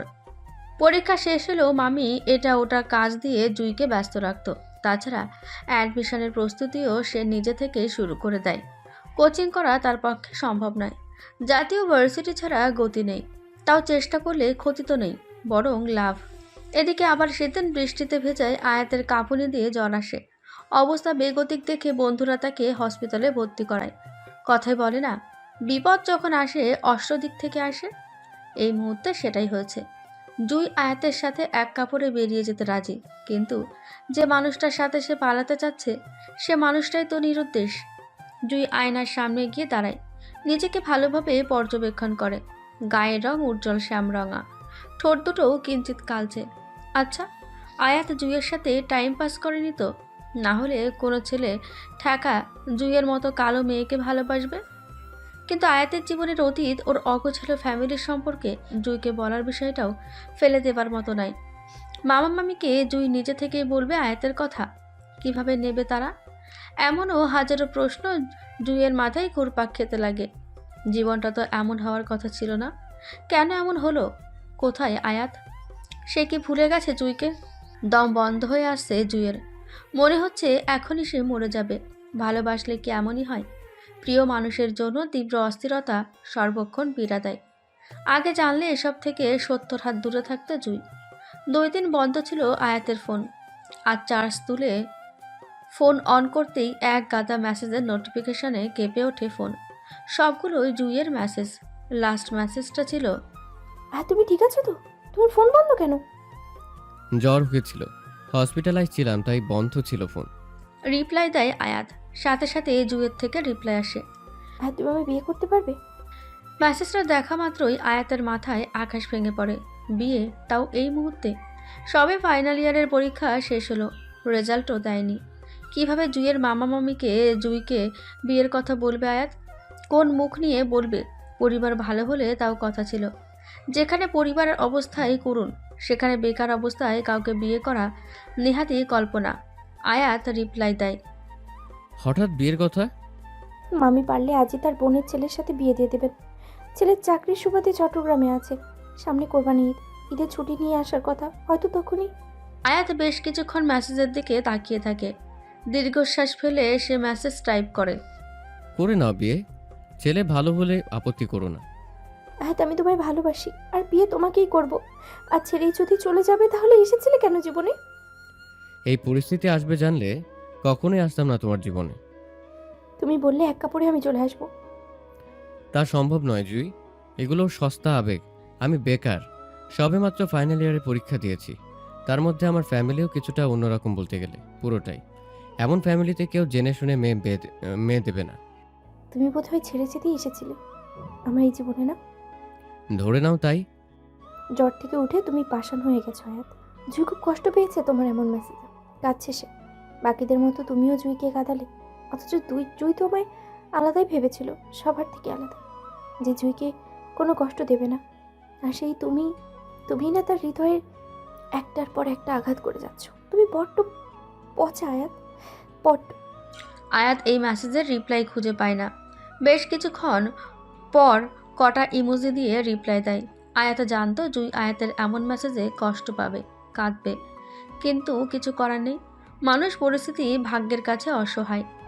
আয়াতেরও প্রচুর কষ্ট হচ্ছে, দম বন্ধ হয়ে আসছে তার। আগে কখনো এমন পরিস্থিতিতে সে পড়েনি। সর্বশেষ মায়ের বিয়ের সময় এমন দম বন্ধ লাগছিল তার। পাষাণের মতো যে কথাগুলো আয়াত জুইকে মেসেজে বলল, সেগুলো কখনোই সে সামনাসামনি জুইকে বলতে পারত না। গলায় এসে আটকে যেত কথাগুলো। কাপা হাতে মেসেজগুলো টাইপ করে সে দিব্যি নিজের অনুভূতি লুকাতে সক্ষম হয়েছে। ভার্চুয়াল লাইফের এই এক সুবিধা, অনুভূতি প্রকাশ পায় না। যে কথাগুলো আমরা কাপা হাতে টাইপ করে খুদে বার্তায় প্রিয়জনকে বলি, সেই কথাগুলো হয়তো আমরা কখনো সামনাসামনি তাকে বলতে পেতাম না, কখনো না। বিছানার চাদর খামচে জুই কাঁদছে। জ্বর থেকে উঠে ছেলেটা সত্যি পাষাণ হয়ে গেছে। এভাবে আয়াত জুইকে বলবে সে কখনোই ভাবেনি। আচ্ছা, আয়াত কি সত্যি জুইকে ভালোবেসেছিল? ভালোবাসলে কি এভাবে সে জুইকে বলতে পারত? সে তো জানে জুইয়ের দুর্বলতা শুধুই আয়াত। আয়াতকে ছাড়া জুইয়ের দম বন্ধ লাগে। মনে হয় কেউ পাথর চাপা দিয়ে রেখেছে বুকের ওপর। বাঁচবে কিভাবে সে আয়াতকে ছাড়া? মানুষটার ওপর বড্ড নির্ভর হয়ে গেছিল জুই। বালিশ খামচে কাঁদতে কাঁদতে ঘুমিয়ে পড়ে জুই। পরের দিন সকালে জুই আবার আয়াতকে মেসেজ দেয়। সময় আছে আয়াত এখনও। একই রিপ্লাই আয়াতের, ছেলে ভালো হলে না করো না। বাসা থেকে বের হওয়া বন্ধ হয়ে গিয়েছে জুইয়ের। না হলে সে যেভাবেই হোক আয়াতের কাছে গিয়ে সামনাসামনি কথা বলতো। তার দৃঢ় বিশ্বাস মেসেজের কথাগুলো আয়াত মন থেকে বলেনি, বলতে পারে না সে। মুখে স্বীকার না করলেও জুই জানে আয়াত জুইকে কতটা ভালোবাসে। মেসেজে মানুষ কিভাবে অনুভূতি লুকায়। সকালের কাজ গুছিয়ে দুপুরে মামির সাথে কাজ হাত লাগায় জুই। আগে বাসায় থাকতে ফরমায়েশের ওপর রাখতেন মামি জুইকে। ইদানিং জুইকে তিনি কুটোটিও নাড়তে দেন না, তাও জুই নিজে থেকেই করে। বিকেলের দিকে গোসল করে আনমনে বারান্দায় দাঁড়িয়েছিল জুই। হঠাৎই জুইয়ের মামাতো ভাই নীল ঘরে আসে। কিছু বলবে ভাইয়া? তুই তো ভালোই হাসি খুশি মেয়ে, ইদানিং মনমরা হয়ে থাকতিস যে? এমনি কিছু ভালো লাগে না ইদানিং। কেন? তোর তো খুশি হওয়ার কথা। আকাশ ভাইয়া ভীষণ ভালো মানুষ, সেনাবাহিনীর উচ্চপদস্থ কর্মকর্তা। বিয়ের পর তোকে তার কাছে নিয়ে যাবে। ভাইয়া, তুমি যদি অদ্রিয়াপুর থেকে বেটার কাউকে এনে দিই, তুমি কি তাকে মেনে নিতে, বিয়ে করতে তাকে? প্রশ্নই আসে না। ভালো অদ্রিকে বাসি, বিয়ে করলেও ওকেই করব।